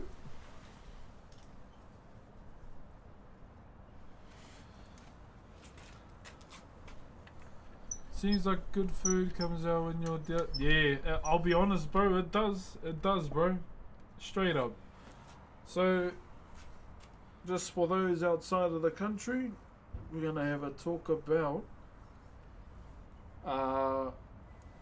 the separation of Ranginui and Papatuanuku. Okay. Now, this is quite a common story within our culture about Ranginui and Papatuanuku, because Papatuanuku is the Earth Mother, Ranginui is the Sky Father. So they were in an internal embrace. So, you know, they were lovers, they didn't want to let go of one another. And you can probably understand this kōrero because there's similarities to, you know, the white coat version, the scientific version, okay? There's ones that wear those white coats and say smart things. So Ranginui and Papatuanuku were in an internal embrace, and they were created by our main god that we have in our culture, who is Io Matua Kore, the Io, who is the god of nothingness, and they were created by him. And, you know, in their internal embrace, they were locked in, and, you know, they had many children over time. You know, 1, 2, 3, 4, 5. Over time, they had many children, and these children were stuck between them, so they couldn't move. You know, it was dark, they couldn't see, and they couldn't move anywhere. Morena, guys, how are you guys? And so this is where the story kind of starts with the whole separation. Now, they have, out of all their children, they have Tāne Mahuta, who is the eldest, Rongo Mā Tāne, Haumi e Tike Tike, tū mātou e ngā tangaroa tāwhiri mātea, who else have I missed? Rua Moko, and many others too. Now, all these gods that I mentioned, you know, represent many different things, okay? And so, one day, you know, all the siblings came together to speak about, you know, the way they were living. And some of them weren't a fan of the situation they were in. Morning Uzo, how are you? And so what happened is they spoke and they mentioned how they should separate their parents. Now, there were two that were opposed to this. It was Tāwhiri Mātea and Rua Moko. And now what all these siblings, all these gods represent. Tāne Mahuta represents the forest and all its living things. So he has dominion over that. Tangaroa is the god of the sea. And he's also the god of what I've been doing for majority of my life too, which is Whakairo. And then we have Haumi e Tiki Tiki, the god of wild foods. Rongo Mā Tāne, the god of peace and the god of cultivated food too. Then we have Tū Mātauenga, who is the god of war. Tāwhiri Mātea, god of the winds and storms. Did I say Tū Mātauenga? Yes, I did.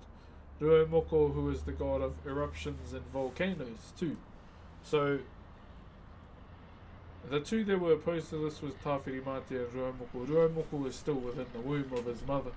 So, you know, in my opinion, a contraction, an earthquake, basically.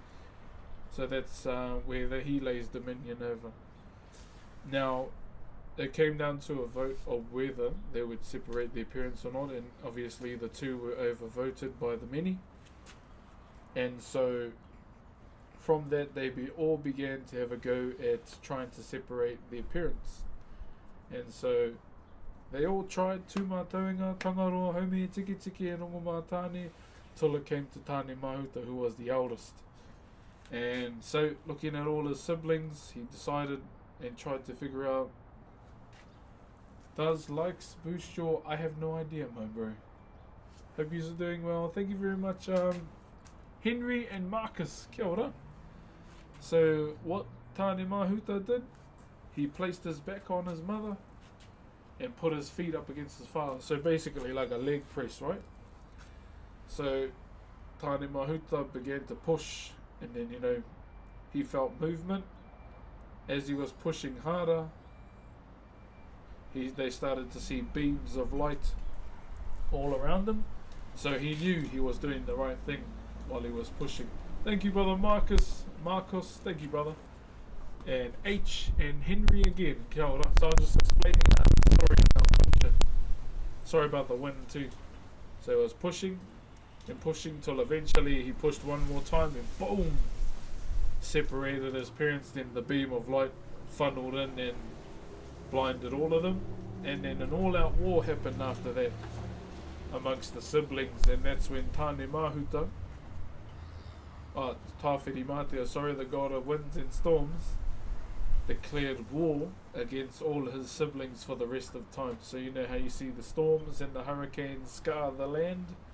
That's Tawhiri Mātea still waging war against his siblings to this day and age, along with the Raumoku as well, eruptions and earthquakes. And they all went their own separate ways after it had been done. So Tawhiri Mātea went with his dad, Raumoku stayed with his mum.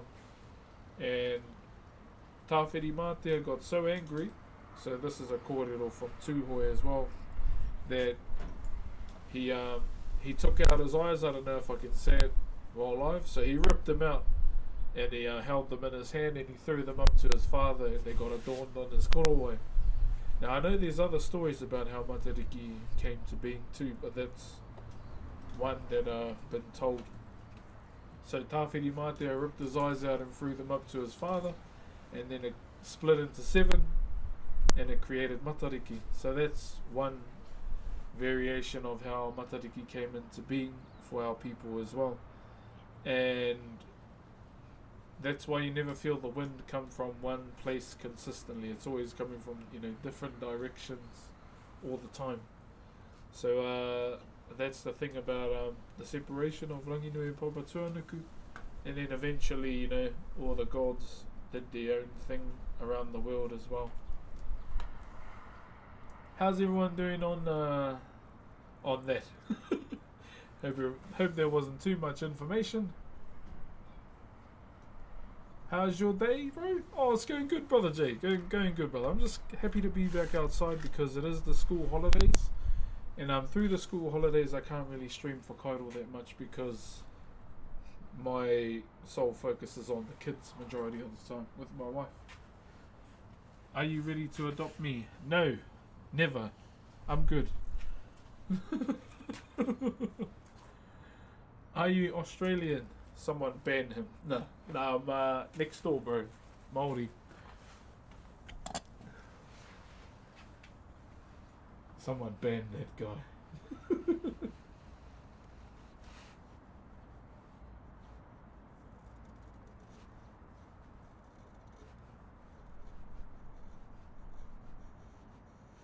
All right.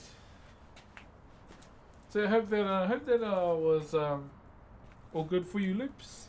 Where are we? Spent a few months in NZ and loved it. Oh, that's good, my bro. What did you get up to? You're Maori. Yes, I am. Indigenous AF. What's your favorite project? I'll be honest. Like throughout all the carving projects that I've been a part of, I love them all. But if I had to specifically choose one, There was one I did as a student with many other carvers, where we did a restoration project. And this restoration project that we did was actually for a meeting house that my wife and my 3 children come from. So yeah, so we had to basically replicate 100-year-old carvings, and that one hits home for me all the time because, you know, in a time when my children become, you know, parents, when they become parents and then they have their own children, and I hope one day that they say, your fellas koro done these, aka me. So that's why it hits home a lot more, because the work that I got to be a part of with a group of talented carvers can be seen by generations of my family when I'm long gone.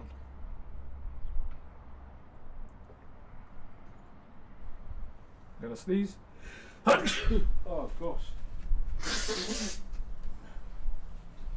Whew. Lawn oysters all over. Yeah, so Mātātua. So I understand that we did the amos. We did the 2 amos out the front. We replicated those. I remember seeing a real ornament one near the water when I was there. So there's 2 there. There's Wairaka, which is also, that's my wife's main meeting house. And then 2 houses down, there's Mātātua as well. So that Mātātua that's there, so there's about 3, I think. Yeah, there's 3 Mātātua wharenuis, okay? So there's the one that's situated in Whakatane. So there's the one that's in my hometown of Ruatahuna. That Mātātua is called Te Whaia Te Motu.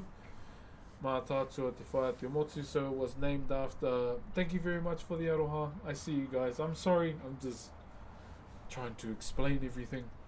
So the reason why the Mātātua I'm from is called Te Whaia Te Motu is it was named after the pursuit of someone by the name of Te Koti up and down the country.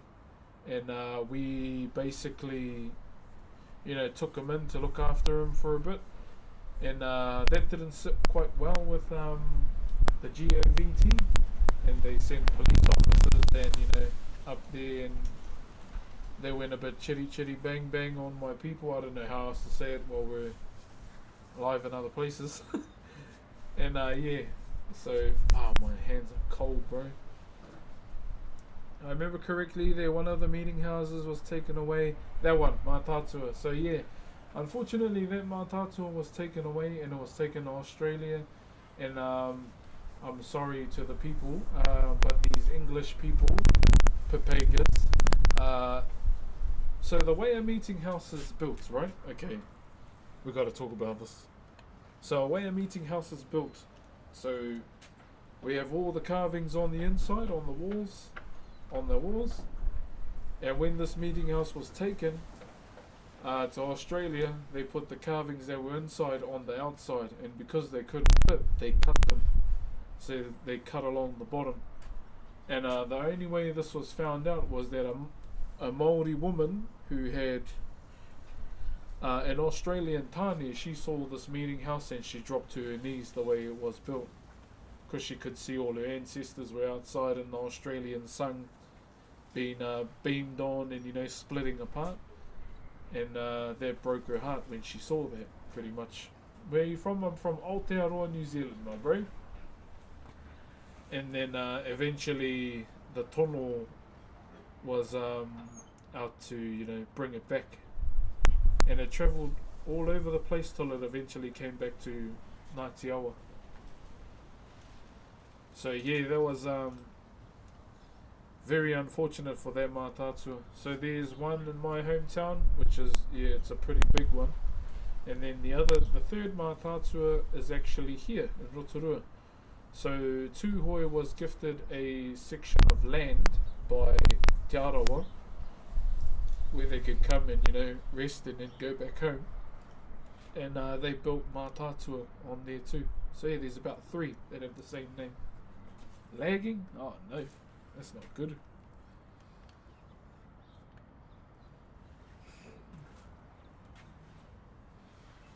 So there's a couple there. There's a couple there. But with our meeting houses as well, you're in Rotorua. Yeah, I've been living here since '09. Yeah. Is it cold outside? It definitely is.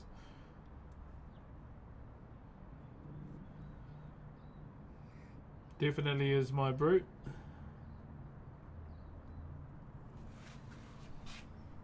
You don't mind the smell? The smell disappears after 2 minutes. And it just smells like air. Pretty cool that you're part of the restoration. Yeah, Casey. So that's one I hold near and dear to my heart. It's mainly just for my little ones, brother.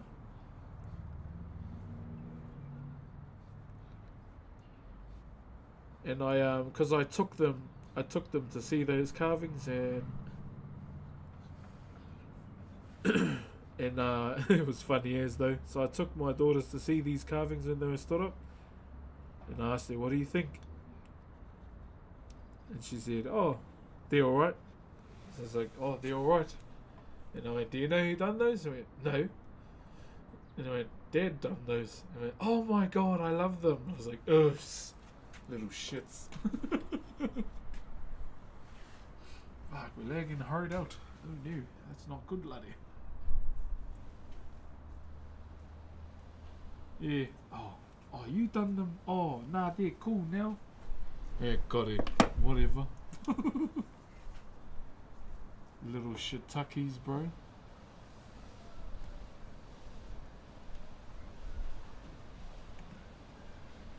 Hold up, I'm trying to just sort something out real quick.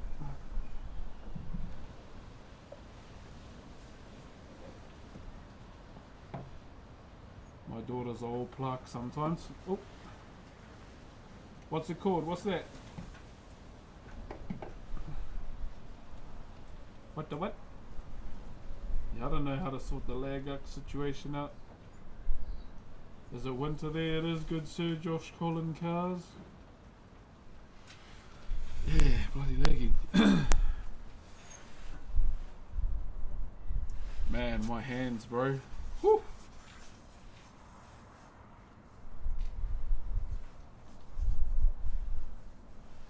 Now she'd be like, "Nah, Dad did those Kool-Aid." Yeah, pretty much. Pretty much. I look at my kids and like, ace, whatever.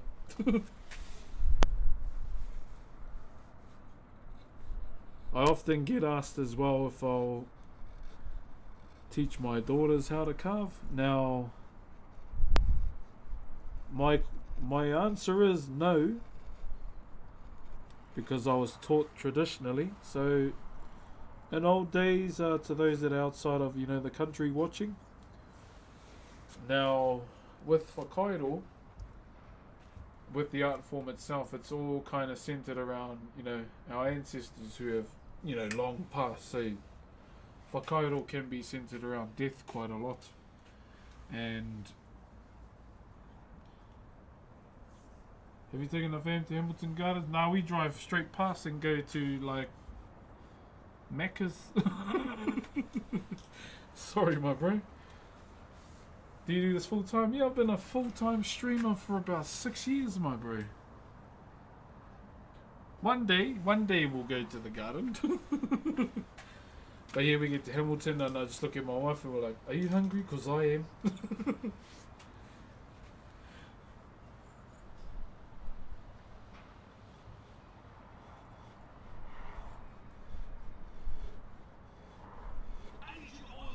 What was that? Question about carving, my bro. How do you deal with wood that shears off instead of shaving smooth?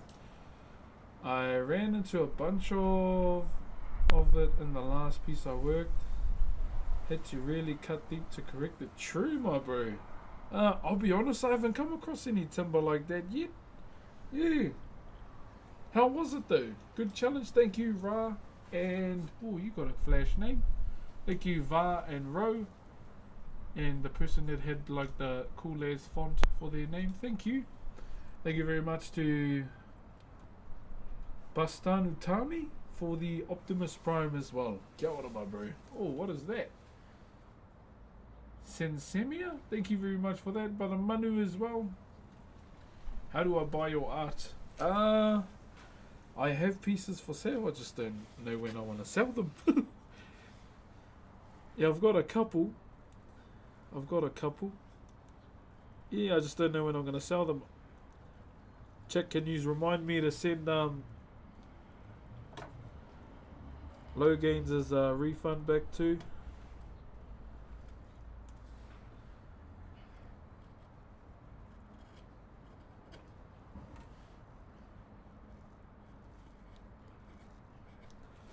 Bro donates $200 and it don't fit right with me. Until I get his piece to him. What you been working on, Manu? Sorry, I might have missed it. Love from Simi Valley, CA. Simi Valley. That sounds like a flash place. I'd love to buy one. You are, yeah, Shane. Yeah, it's just like I've got some, but I just don't know how to go about it. I'm that guy. I just don't want everyone to miss out.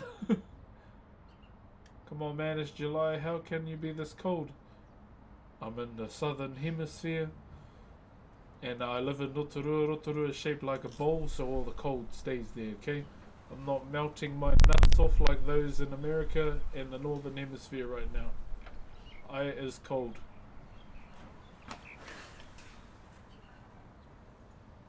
Chirikas from the far, far north. Kia ora, creation healer.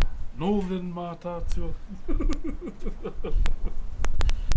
No, I just say that because you still got the keys to the waka.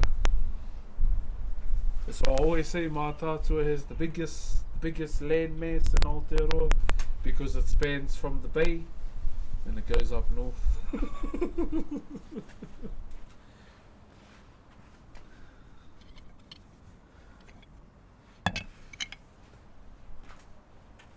That's what I forgot to tell Louis Davis. I went, yeah, I'm from Napui. No, you're from Mātātua. I knew I forgot to tell him something.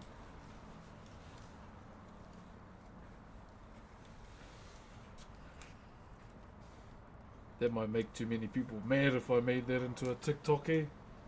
Might start seeing some raupatus going on. I envy you, it's very hot here, but I'd rather stay cold, I won't lie. I'm not a fan of summer, I never have been.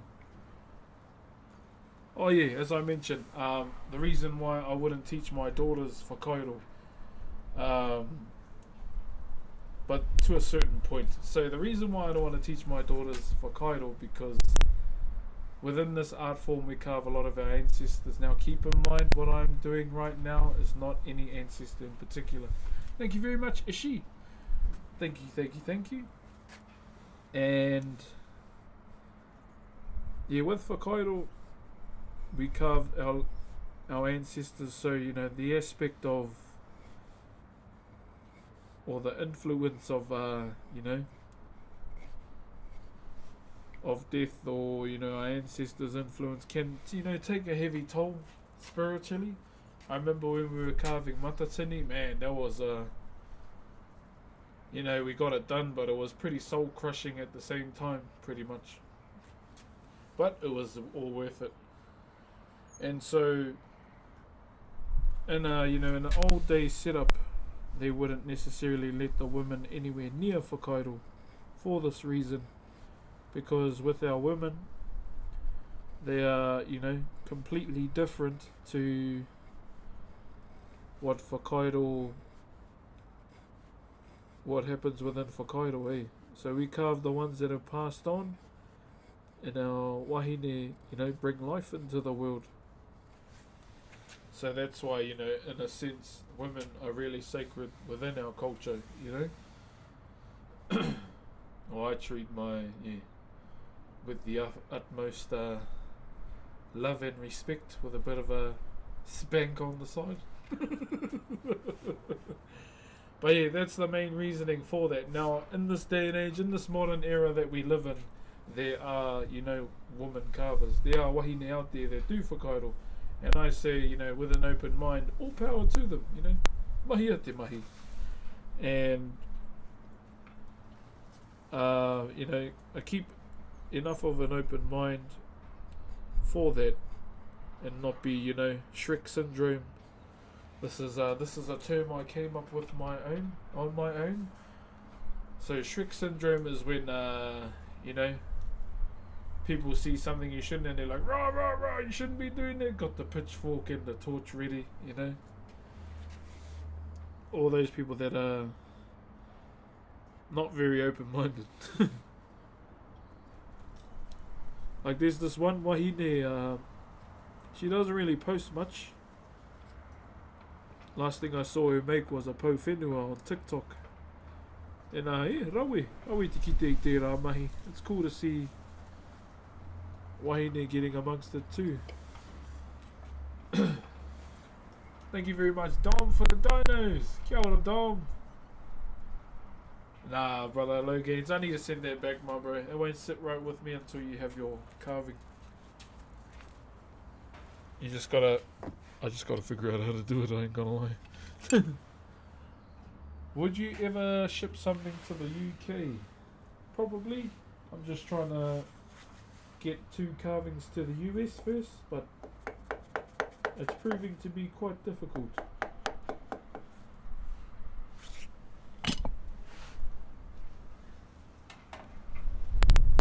I don't know if Box Boy is even part of the community anymore because he hasn't been messaging. But I think once my kids go for their holiday away next week, we'll try and get them sent out and try again. So it's just hard to bloody send stuff out when I'm so occupied with the kids.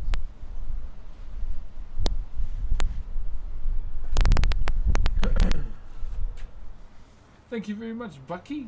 Yeah, I see a clip pop up and you're like, oh, sorry about the wind as well, guys. Let me hit that in 5 minutes. Love what you're doing, broski. Keep it up. Cheers, Dasenic. How you, my brother? Where you from?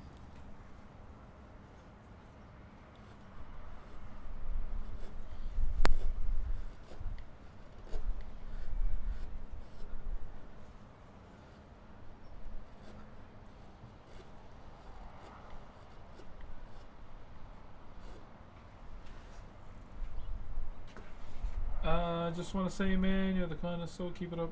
The content slaps. Thanks you, brother Adam. Brother Adam. Appreciate you, my brother.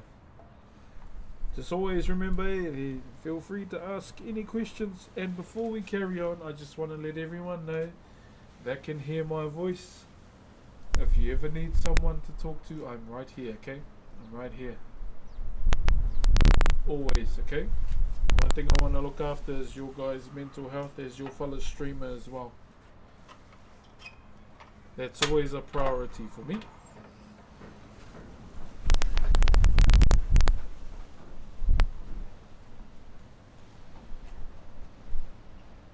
Alright, let me just show you guys what we've been up to. Here it is. So we're pretty much almost done. I'm just doing like little tidbit things right now. Just trying to get rid of little sections here and there. So there's a few little dirty corners on this carving that need to be tended to by myself. And yeah, that's what we've been up to. So this is a hey tiki, okay? Cheer, Miss Princess Namihi. Okay. Let's do this side now. I think this is the last double-sided tiki I ever do. Do you sand them down? No, we don't sand them at all in Whakairo, my bro. So all we do, brother, is just push clean with a chisel. That's all it comes down to. In a sense, my bro, it can really take a long time if you do sand it. It kind of just creates more work, you know, and we're trying to progress instead of stay in one spot a bit.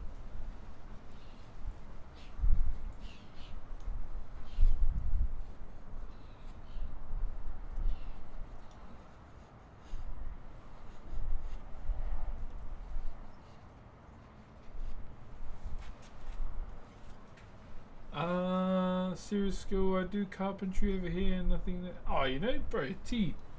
Always room to try, my bro. Always room to try and branch out. I always say. Never count it out, good sir. Never count it out.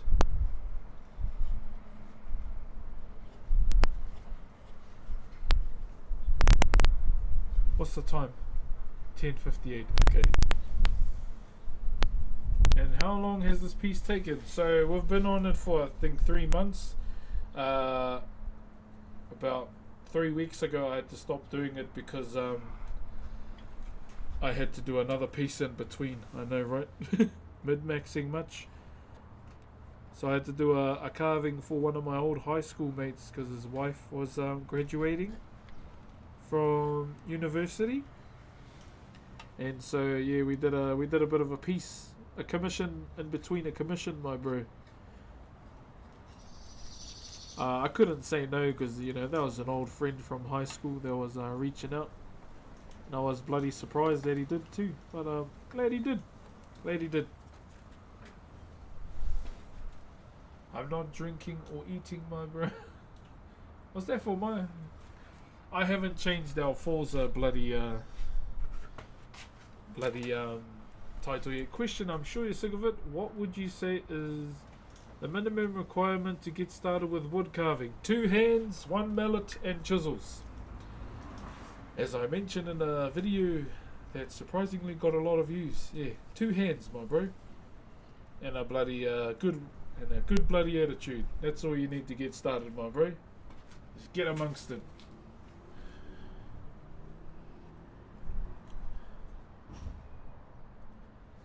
So in saying that too, depending on what you want to carve, like what in terms of wood carving you want to do, it's more so, about the journey itself. It's not a race. Take your time, be open to making those mistakes as well, because those are the things that are gonna basically gonna help you as you progress more, make those mistakes, because then it helps for you to learn and progress more and go Norway. Yeah, I'm Norwegian, mana. I'm a whāngai to Norway when the World Cup's on. Yeah, I only watched one game and it happened to be theirs and it was hype. It was pretty hype, I ain't gonna lie. So you'll catch me rowing for the Norway versus England game. Oh. What's up, Isaac? How you doing, brother? I think the thing I love about the World Cup so far, man, is just the passion, eh? The passion for other people's countries, bro. Love it.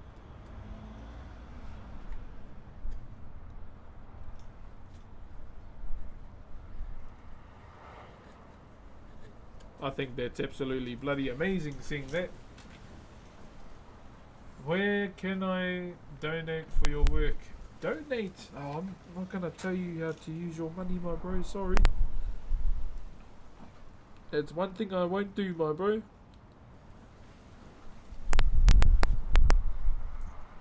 Let's tell you what to do with your money, good sir. I'm sorry.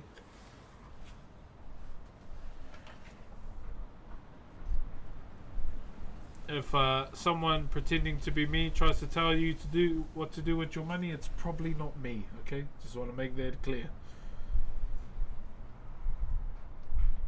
Do you just carve or any other woodworking? No, just pretty much carving, my bro. I do watch some wood turning though. It's pretty satisfying to watch, eh? Very satisfying to watch.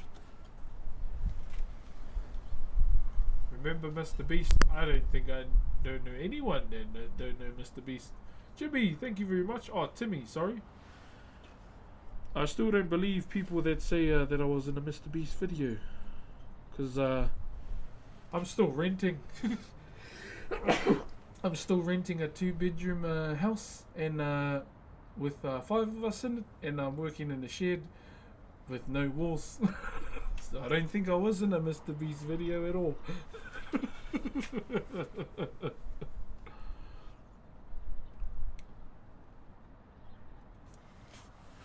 Oi, King Tiger, my bro. I've been thinking about you too. Shit, my bro. Good to see you, brother. Good to see you. Damn, it's good to see you, my bro. I don't want to ask, but how are you? Are you okay? Sure, brother Joshua. What do you think of other people using CNC machines to carve? What's a CNC machine? Was that you in the Mr. Beast video? Once again, I don't know what video anyone's talking about. No one's linked it to me either to confirm. So I don't know. Piece you're working on looks so good. Thank you very much, kind Sue. We're pretty much there. I'm just getting rid of, little tidbitty stuff that will annoy me. Love you too there, Glitch. How are you, my brother? Long time ago from his donate. Wait, really? Wait, did Mr. Beast donate to me? Are you sure? T1 lost? I know, bro. Far out to G2, eh? Oh, well. You know what G2 don't have? A world title. So I'll take that.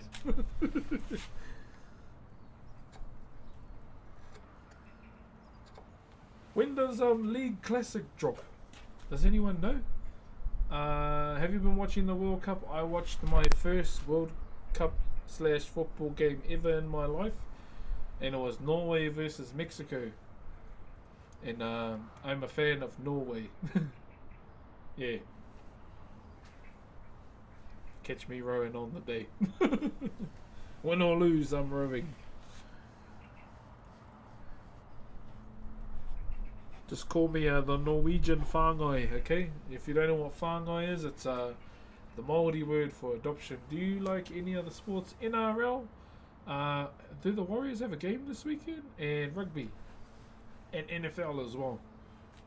Go Birds. Yeah, isn't NFL starting soon?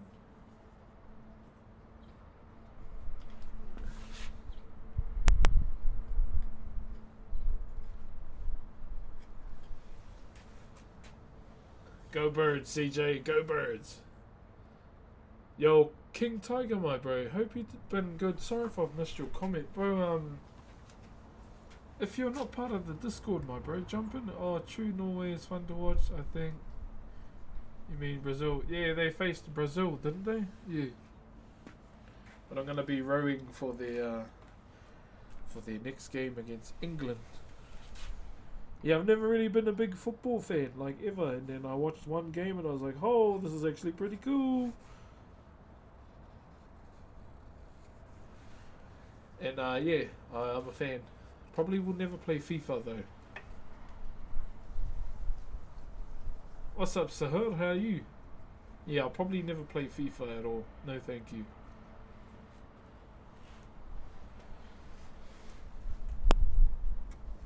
So, yeah, after we do a little bit of this, guys, we'll move to that other big block that I have. Do a little bit of inspecting. I'm not planning on using any power tool on it because it's got nails in it. And that's what we're going to try and do as well. Try and find them far out. Yeah, we've got to try and find them.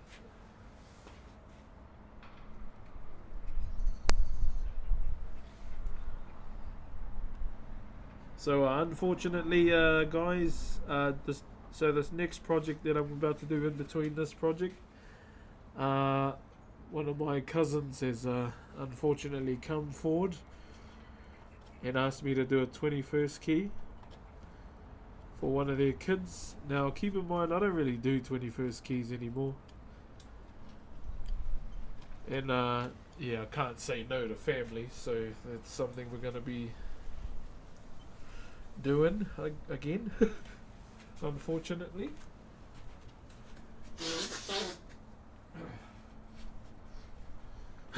So yeah, we got to do a bit of a 21st key, guys, and see how that goes. Come a long way, my friend. Watching you since you were just starting. Oh, cheers, brother. Yeah, oh wow. Health-wise, definitely a long way too. Thank you very much, Jay. Is it Jake and Ronnie? Kia ora. Thank you very much, guys.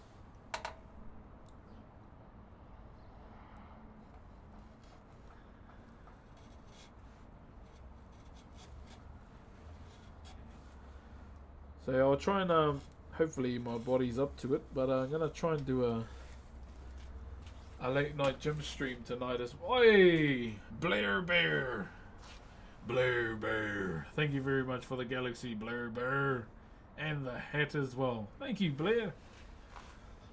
This is Blair. This is Blair. This is Blair. Thank you very much for the aroha, Blair Bear.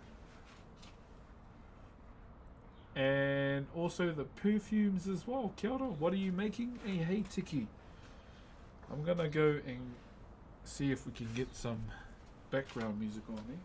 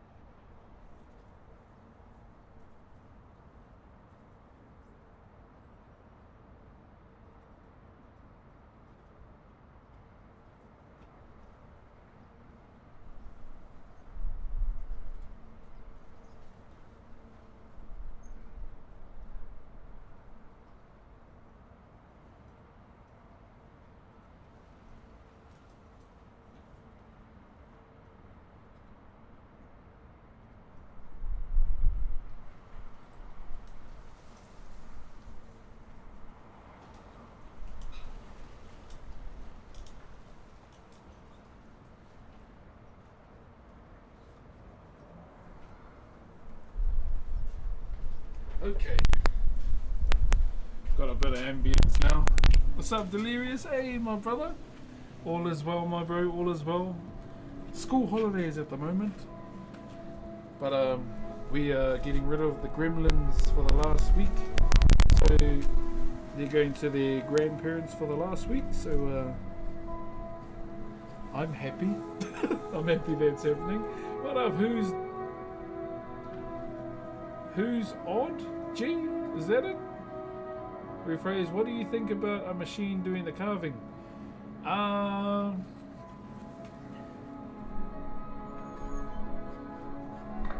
For me personally, not a fan, but in a sense, for how I am as a person too, you know, each to their own.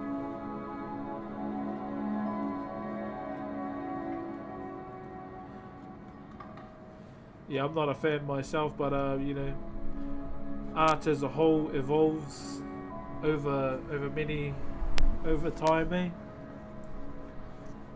And we as adults that have the money gets to buy new toys for the thingies. But not for me, brother. What is your favorite thing about a thing that you've carved? Every single piece that I've done, my brother. It's always been a hard thing for me to choose. Always has been, my bro. Because it's more so, you know, the things that make a carving iconic for me, like, or great, is the shit talking you do with the bros along the way. Especially with a group project day. I remember when we were doing Matatani, it was, all the shit talking with the boys that that made it memorable. Yeah, all the shit talking and the would you rathers. So we did a lot of would you rathers. Do you think Argentina is protected by FIFA? I don't know. Well, what happened? Did they win or something? Or did they get a controversial call? I say if a team gets controversial calls, someone somewhere in the office is you know, an oral mastermind. But I can't say because I've only just been getting into football. And I like Norway, so I don't know. You look cold, I am. You want to see something? I'll give you this one for free. I got no socks on. See, look, this one's for free, guys. See?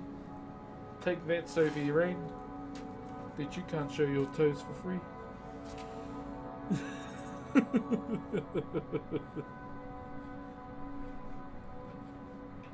My hands are numb and my toes are as well. But you know, I gotta get a stream outside for everyone who supports me. I see you with your bad attitude, can you I never see you with a bad attitude, can you share your thoughts? What, me? I have intrusive thoughts though.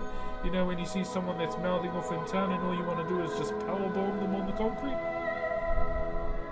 Or, you know, clothesline them, you know, tombstone.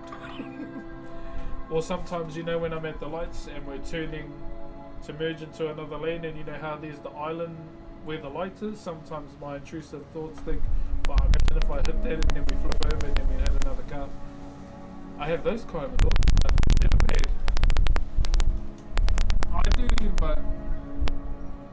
I do have bad thoughts, like when I feel like I'm not doing good enough for you guys, pretty much.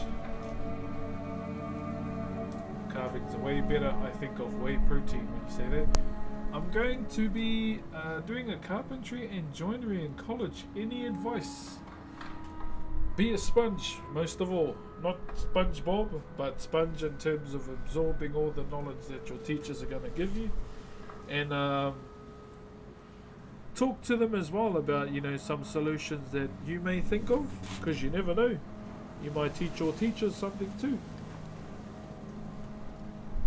And just remember, yeah, trust in your what is it in college, professor? Trust in your teacher, my bro.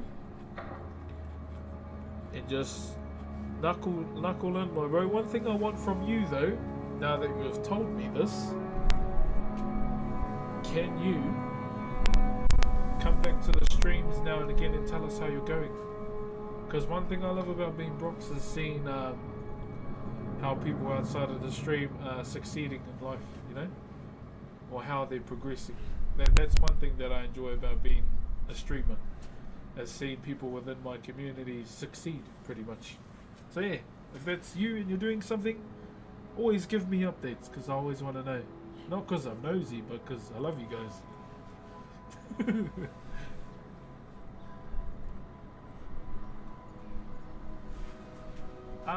Where are we?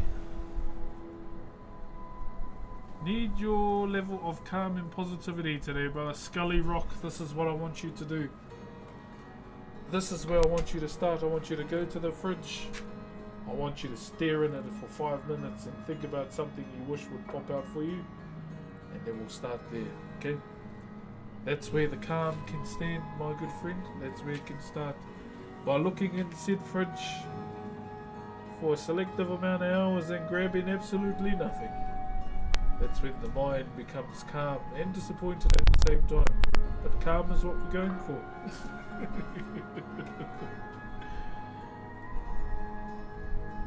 Nosy too. Oh yeah. I'm a nosy person, IRL. Thank you, Leslie. I see you. Especially when I see something happening out on the street, I'm like this by the curtain. You know, got the little peephole. That's me, man. Better than Shortland Street sometimes.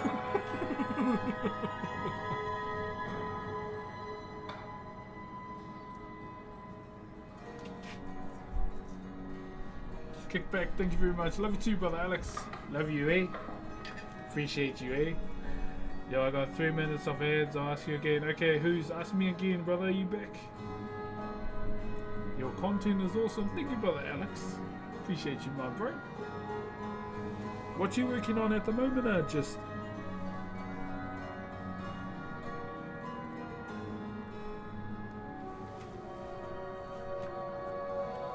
Whiterun, yes. I've been playing a little bit of Skyrim RP as well, guys.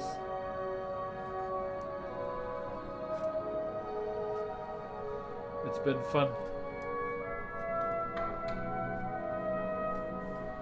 I have an orc by the name of Grimnar Greybeard, who is not necessarily like any other lunkhead orc. I have Crimson Desert. I've thought about playing it. Yeah, I've thought about playing it. Is it good? I've had Crimson Desert since it was released, just no time, basically. Thank you very much for the aroha. It's a mad game? Okay. 5 commissions, all of them Warriors themed. Far out.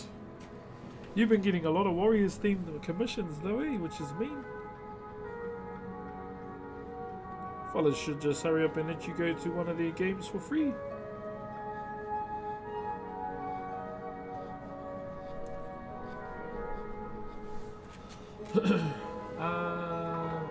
Sure, brother, how long have you been working on this piece for? A couple months, like 3, but in between I had to stop it and do another carving, and then I'm back on it now, and I have to stop it again to do like the 21st key.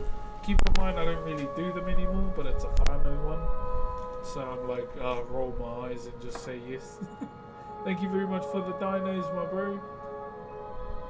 Thought those were pretzels. I'll be honest, there's these pretzels here that are covered in chocolate. Top tier, top tier. I love them. But even offline, my bro, I'm doing pieces as well. So I finished, which was interesting. I got asked to commission. I got commissioned to do one of my auntie's ashes box. I was like, ashes. And then my uncle's like, yeah. So what, you gonna leave auntie on the shelf? And because they're not really they weren't really raised like how we were. Like in Te Ao Māori, you don't really, burn your family members to the earth. Pretty much papa tuanuku, so just burials. And yeah, my uncle was real. I'm a real skinny mobile customer and a real life human man. And Skinny employ me with AI. They pay to use my face, so my clients can sell Skinny all year long. It's the ultimate side hustle. He's a real life human man. It's just another way Skinny keeps prices low and customers happy. Get to Skinny! Fucking YouTube ads. Hang on.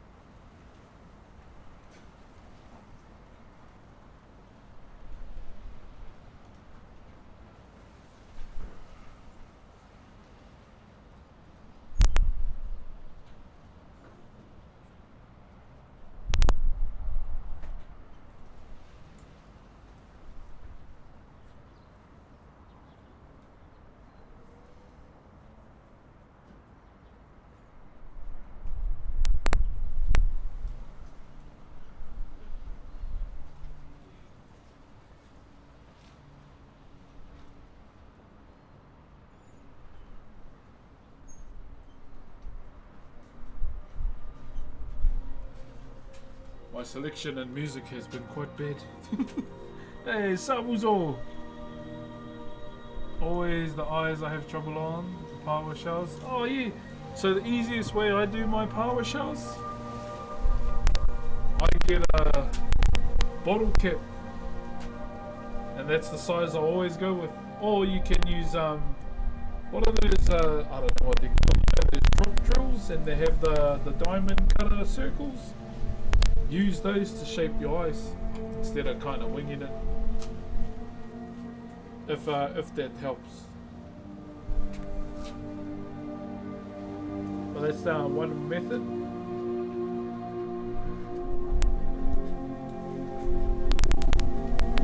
Ooh, it's cold, bro. Oh God, bro, how are you? Hello there, Slicks. How you doing? Struggling to stay awake at work. This is what you do. You get an ice cube and you shove it down the back of your pants. That'll wake you up. I've never tried it myself, but that's what my thoughts say. Sorry about the wind, guys. Yeah, if you're falling asleep at work, stick a bit of ice cube down the backside. That'll wake you up. You'll be like, whoo, whoo. You'll be an owl and you'll be awake. Whoo.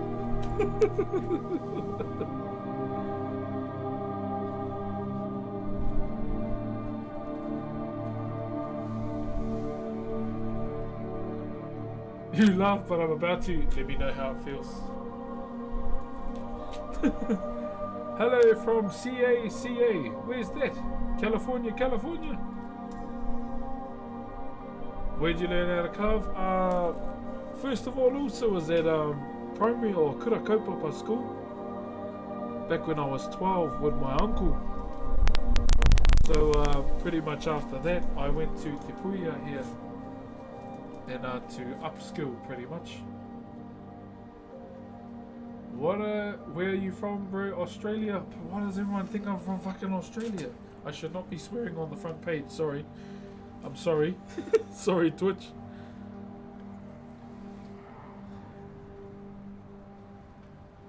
Am I giving Tuna Dundee vibes?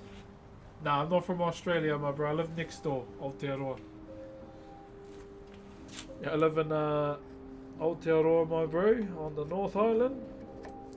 Or Te Ika Maui.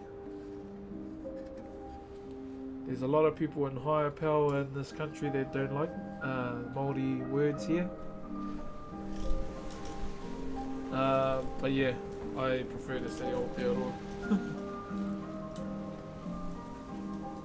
Love your work. Thank you, boss Ricky. Cause you sound like Aussie for short. You shush. Oh, you gotta go down here to Seaver and give me a pie. You don't hear me go, here lad, I'm from Sydney lad. I'm telling you from Sydney about 10 times in our normal conversation lad. Because I seem to see a lot of people from Sydney like to tell people they're from Sydney at least 10 times lad. One of my friends does it and I'm like, you told me you were from Sydney about 5 times ago.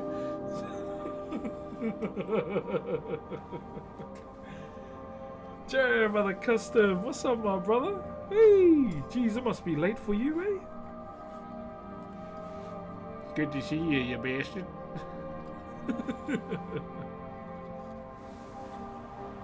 I've noticed that with some of the bros from Sydney.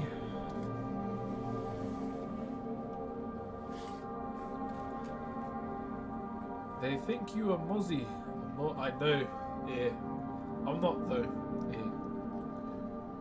So if you don't know, guys, the term Mozzie, okay, to all the internationals in the chats.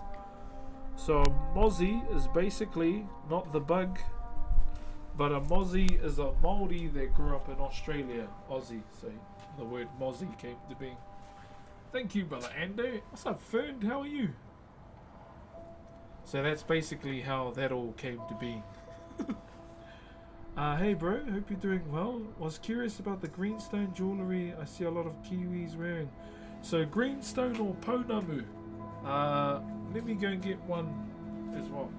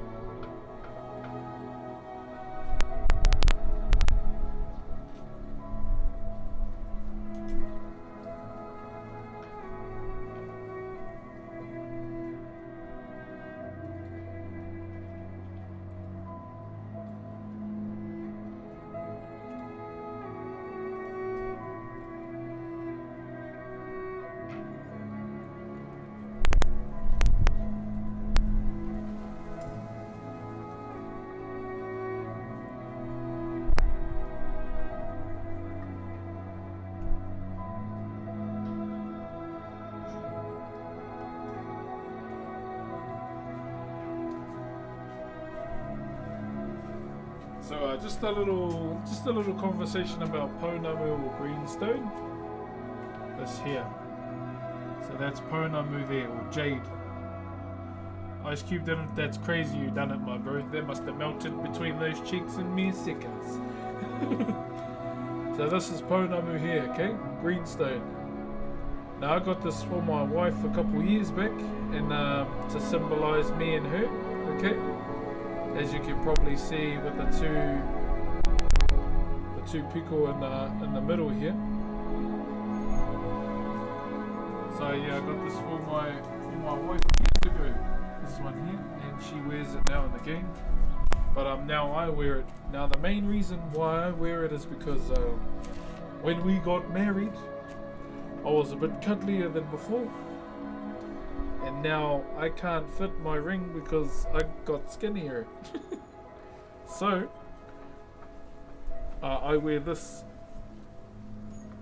So the main times I wear this is everyday life. But majority of the time when I wear it is when I go overseas. So I've got her with me, even though I have her on my arm as well in the form of moko. But the main reason I still have my ring too is because I don't want to get it replaced, because it was the one we had at our wedding ceremony. I went to speak with Michael Hill a couple weeks back, and they said they can take an inch off and make it smaller. But yeah, that's the main reason why I can't wear my ring right now, because I got skinny. What about an Aussie raised in New Zealand? They will be, I don't know. It's the chant for NZ. Uzo, tutira mai na iwi, tutira mai na iwi, auwe, tātou, tātou we. You can get a resize, yeah. There's because there's some writing inside my ring set as well that says don't take it off, and I don't want them to cut that bit off.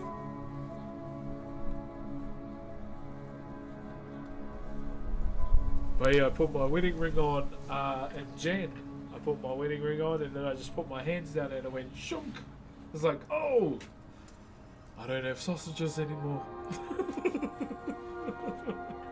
So yeah, I took that as a positive and a negative at the same time.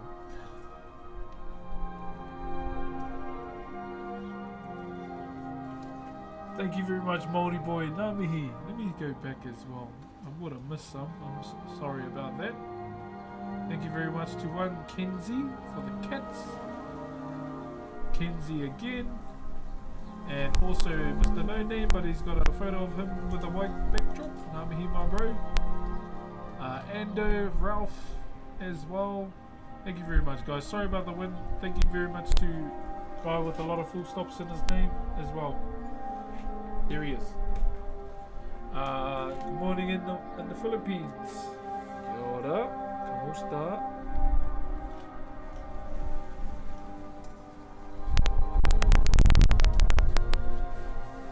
Okay, I think we put this to the side for now. I might actually do that off stream for now, that bloody nail ridden piece. Because I don't even know how I'm going to attack it yet.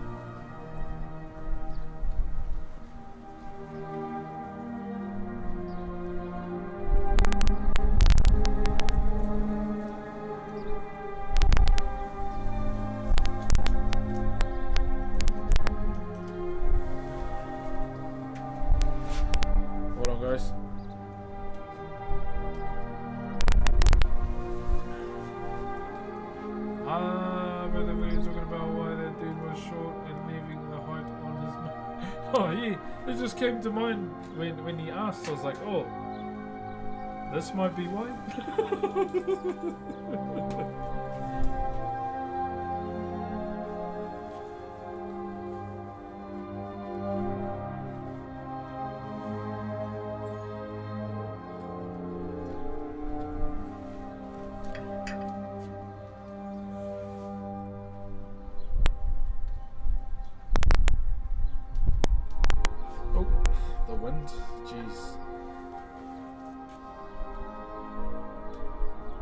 What's one moment you dread as a dad? Ooh.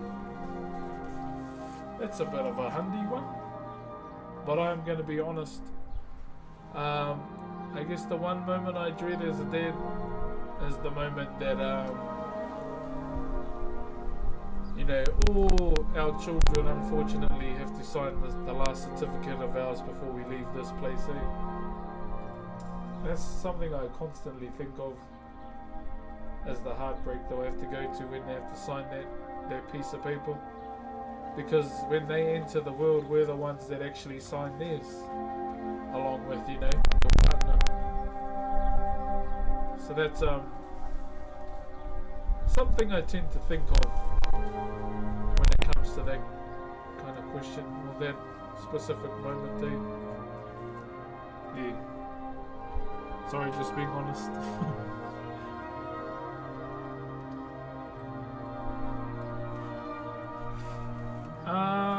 Love the kōrero on the ring and the pounamu, brother. Been getting into it, doing small taonga with pounamu even. Cody go mean, bro. Good on you, my bro. Hope it's been fun as well. What's your plans for Matariki? So we are going to go look for a hautapu in the morning. Me and my family, hence the reason why I probably won't be streaming. So we had a little bit of a Matariki talk earlier in the stream. It's about the stars and the waka as well. That's going to go over the country in the morning. Question the third, yo, Longstar, thank you very much. Yeah, so to those that don't know, Matariki is in the morning, which is the herald of the Maori New Year. We see that specific star constellation. Where are you from? Cameron! I am from Aotearoa, New Zealand, my brother. Down here in the southern hemisphere. Messi or Ronaldo? Faker. That's always going to be my answer.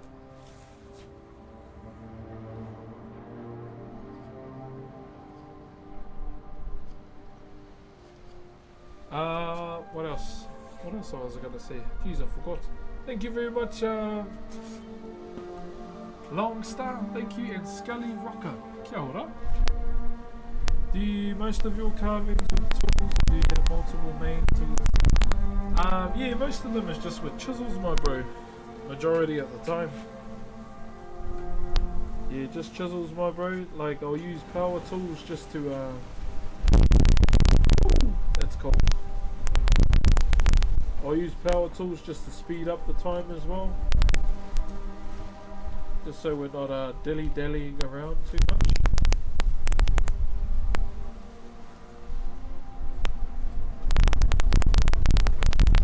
Oh, my hands are numb. What's the temperature? Oh no, cold.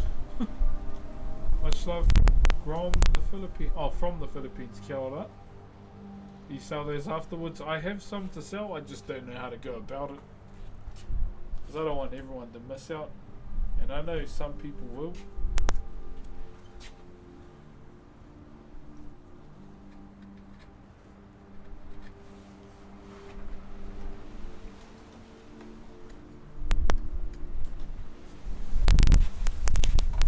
A moment. Yeah, so I won't be streaming at all tomorrow, maybe in the evening, but yeah, other than that, during the day I won't be. You need a stress ball for the strains? Yeah, I was just like tensing up my arms. Happens every winter though. My toes are only numb because I couldn't find any socks. Yeah. That's the one thing I lose a lot in the house is socks. I swear to my kids, bro. Every time.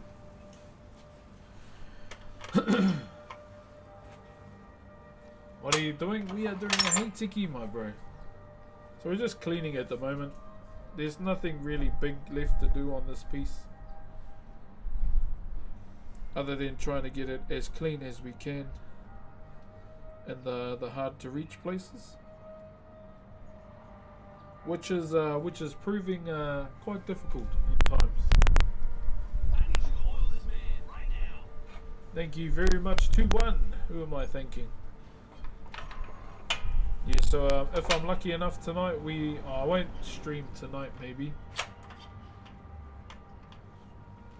I will. Maybe I won't. Then we'll get into Gears 4. I wasn't gonna play Gears 4, but I did a poll in the Discord and people want me to play it.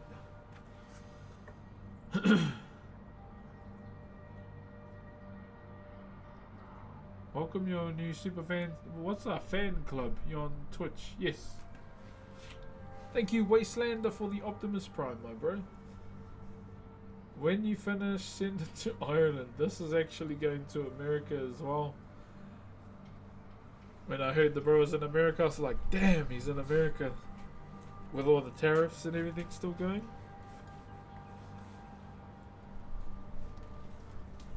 But I'm gonna go, hopefully try and go to the post office next week.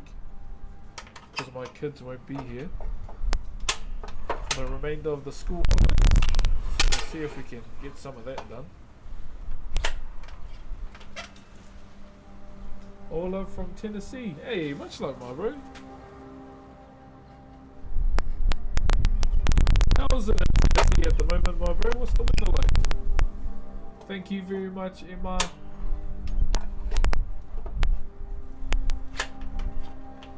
Cause all my exes live in Texas.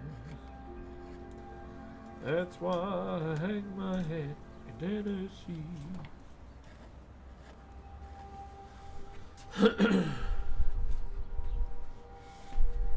She's just trotting round the room. She's from Texas, I can tell by the way. There's nothing I can do. Yo, what up, Aaron? Che, my bro. What's up, Blake? My brother.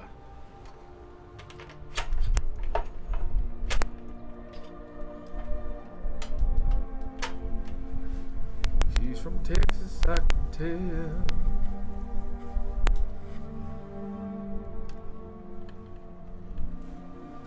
Much love to you too, my brother.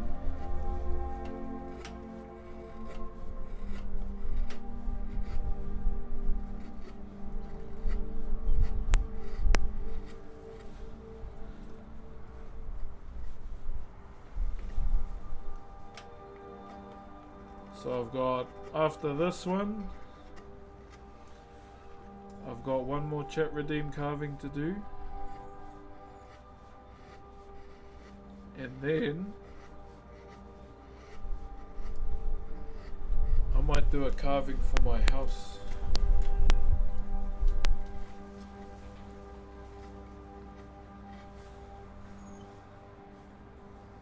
But I also want to do a celebration carving, a passion project too for E-Day. Gears of War E-Day.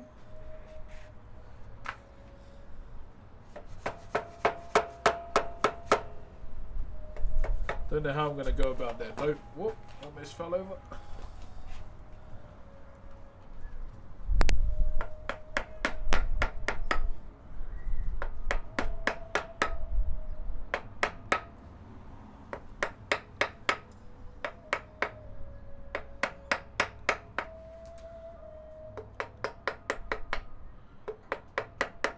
Drinking Jack all by myself. She's from Texas, I can tell.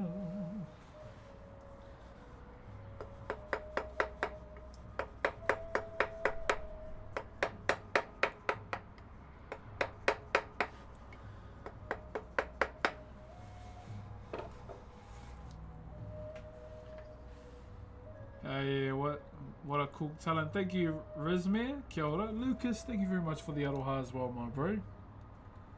How we doing on Twitch, everyone? Is it all good? Why, am I even on the front page?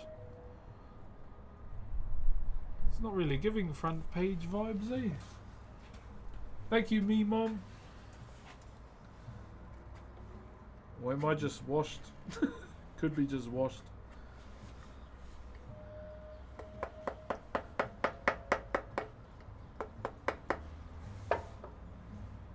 Long time no see. Hello, custom show.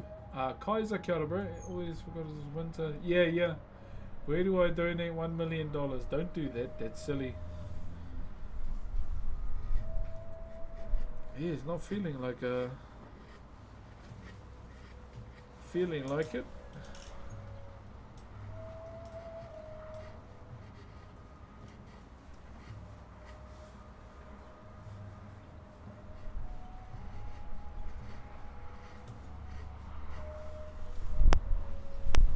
we go.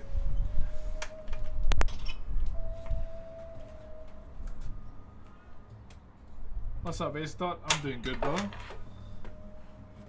How are ya, laddie?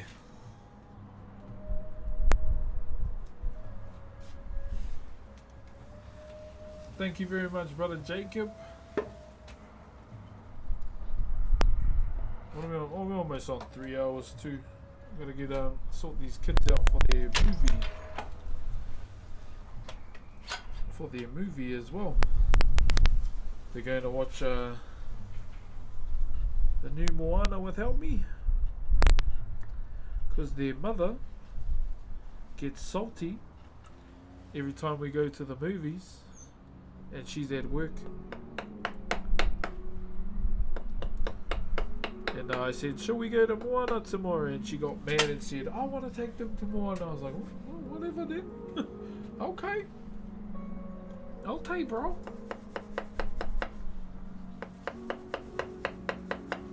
So me and the baby will be chilling out at home.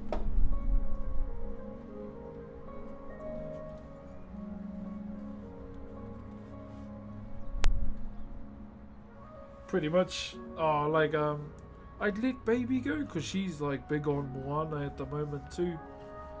But I feel like you're too young for the movies still.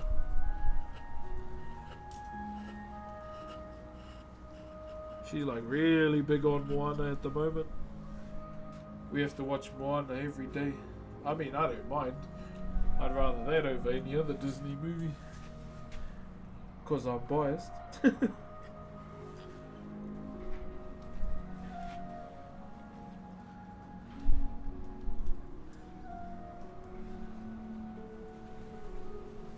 Thank you very much, Stacy. Kia ora.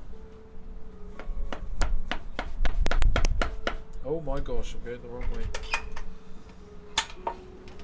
Just saw that.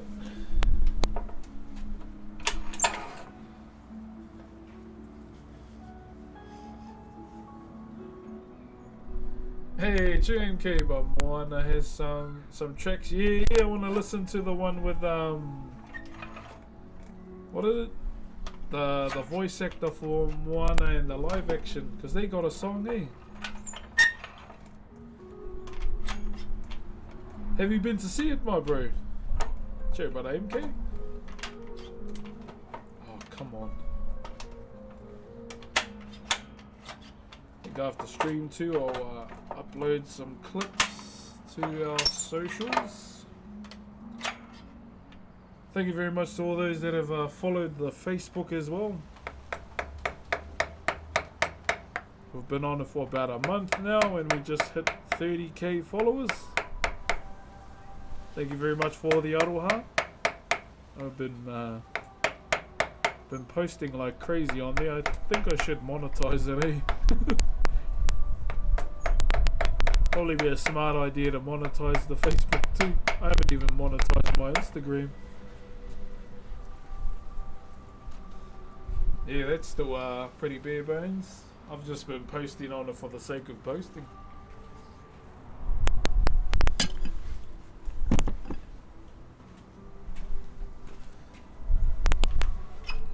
What up, Hike? How you doing, brother? I finally made a stream, bro. Facebook is definitely... Really? Okay. I use what I made a killing as the breathers back in the day.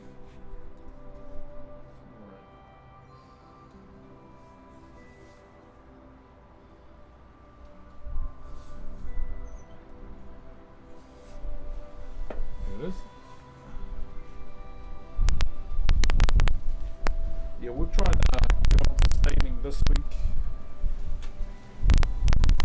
Really and get on to staining this week, and we should be good. Oh, it wasn't a thing back then? That's crazy. We would have made some drinking money though. Yeah. Bro, we should have a jam of some Fortnite sometime, my bro. I see you've been jamming a bit. I only just re-downloaded it. You'll probably have to carry though. I don't play builds. A craftsman doing craftsman things. Hello, good sir. How are you?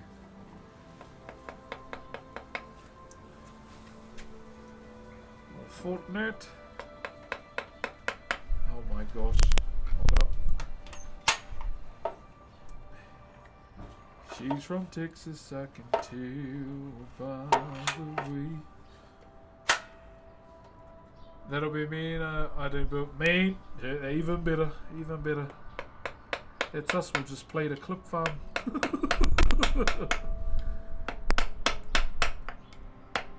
Some clip farm games, eh? Post them up.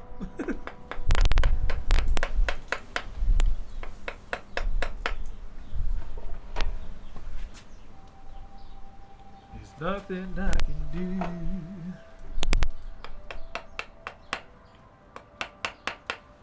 There you go.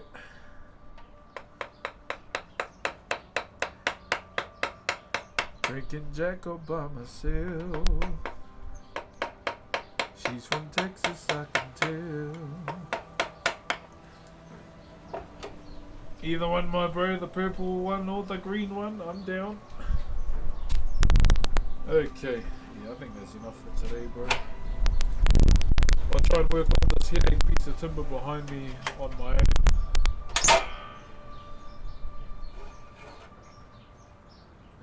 Yeah, that's enough hay tickying for today.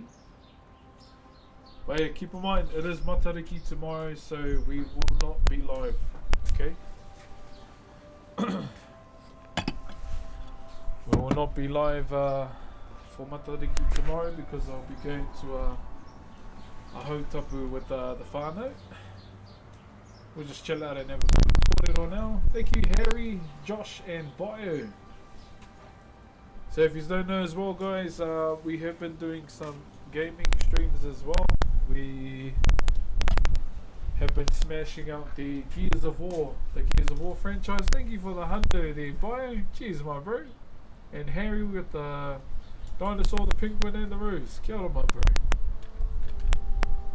So here we smashed out the Gears of War campaign 1, 2, and 3. So those are done. I do want to play the DLC campaign for 3 though at some point. How do I convince my wife to travel to New Zealand? Make her watch Lord of the Rings trilogy, then ask her after that. You have a good day, sir. Loop, have a good one too, man. You have a good one too. Yeah, that's how you convince your wife. Tell her, make her watch Lord of the Rings, my bro. And then after that, that's when you ask her. That's when you pounce. Alright?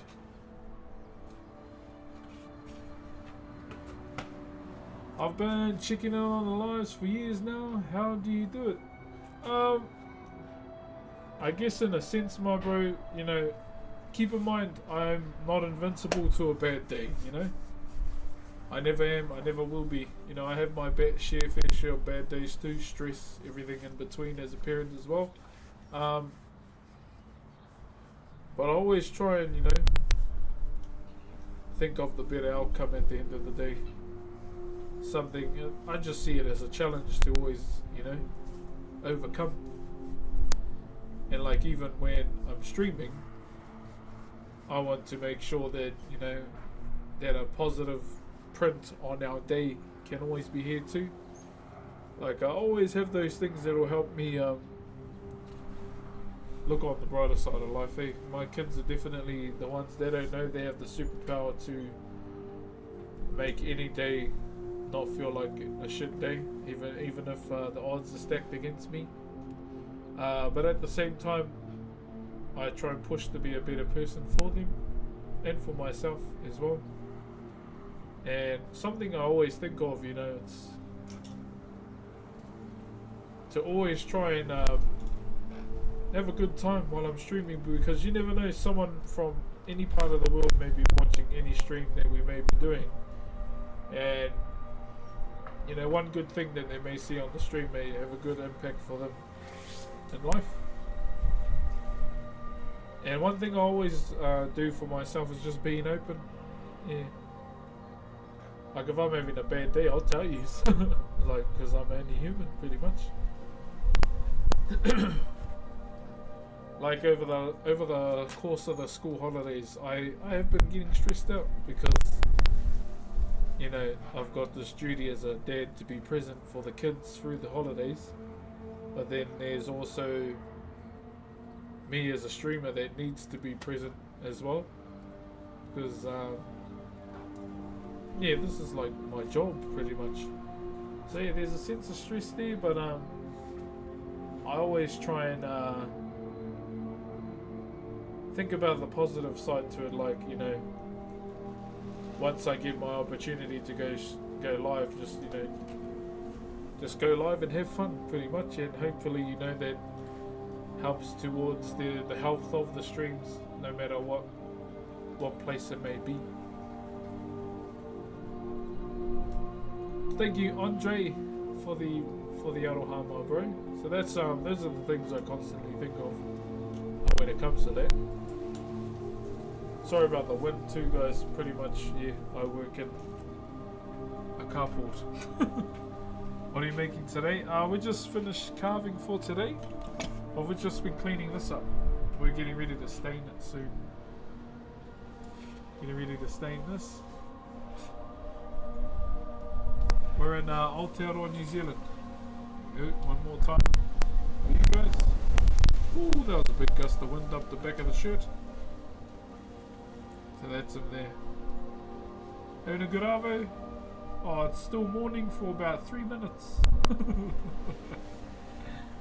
Yeah, so we still got 3 minutes worth of morning, my bro. Haere tonu te mōrena. How are you, bro?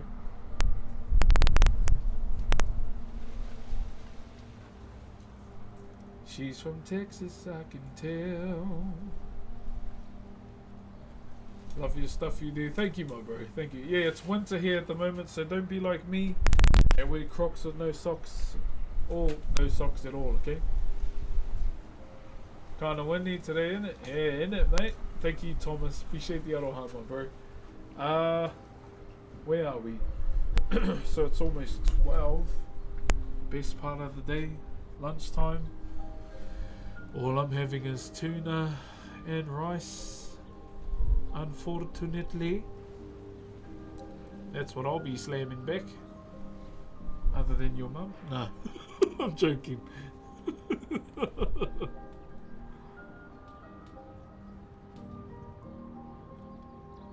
Yeah, so the southern hemisphere's in winter vibes at the moment, guys.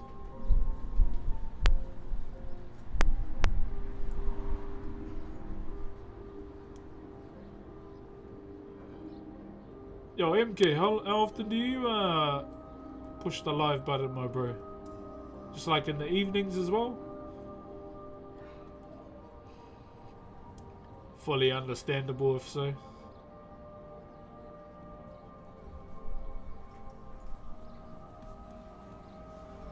Sola, can I donate to you? I am not going to tell you what to do with your money. I'm sorry, my bro.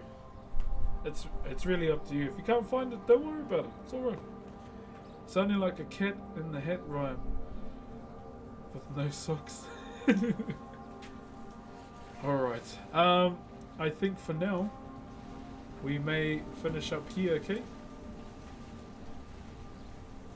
We may finish up for the day. Keep in mind that it's still the school holidays. Grateful that my wife will let me stream this long. Thanks for Twitch for the front page vibes too. It was good. Didn't realise I was on the front page, I won't lie, but thank you. But yeah, for now, guys, I am going to finish up the streams, okay? Thank you very much for the aroha. If I go live tonight, yeah, it's most likely going to be Gears of War 4 at most. and then we'll go to from there, okay? Yeah, hit us up anytime, MK. Bro, I'm just like you, my bro. Whānau, maybe gym at times, and whānau. Yeah, I don't go anywhere outside of my house, my bro. I'm pretty much a hermit for the kids. Oh yeah, that's going to be us, guys. Thank you very much for the aroha. You have a good day. I will be back, if not tonight, Saturday at most, okay? But if I do go live tonight, yeah, I do want to do a gym stream and learn how to do some snatches. I don't know how to do them properly, but I've got a fair idea. I do need to go to the gym soon. Go to the gym, bro. What am I going to do today? Probably legs. I've done chest, shoulders, back. I'll do legs today. Tomorrow we will do whole body. Do the whole body. And I gotta start training. Please stay on, I want coins. What?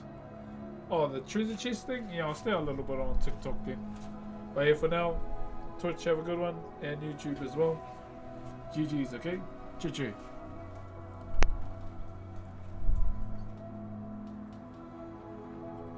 Choo-choo.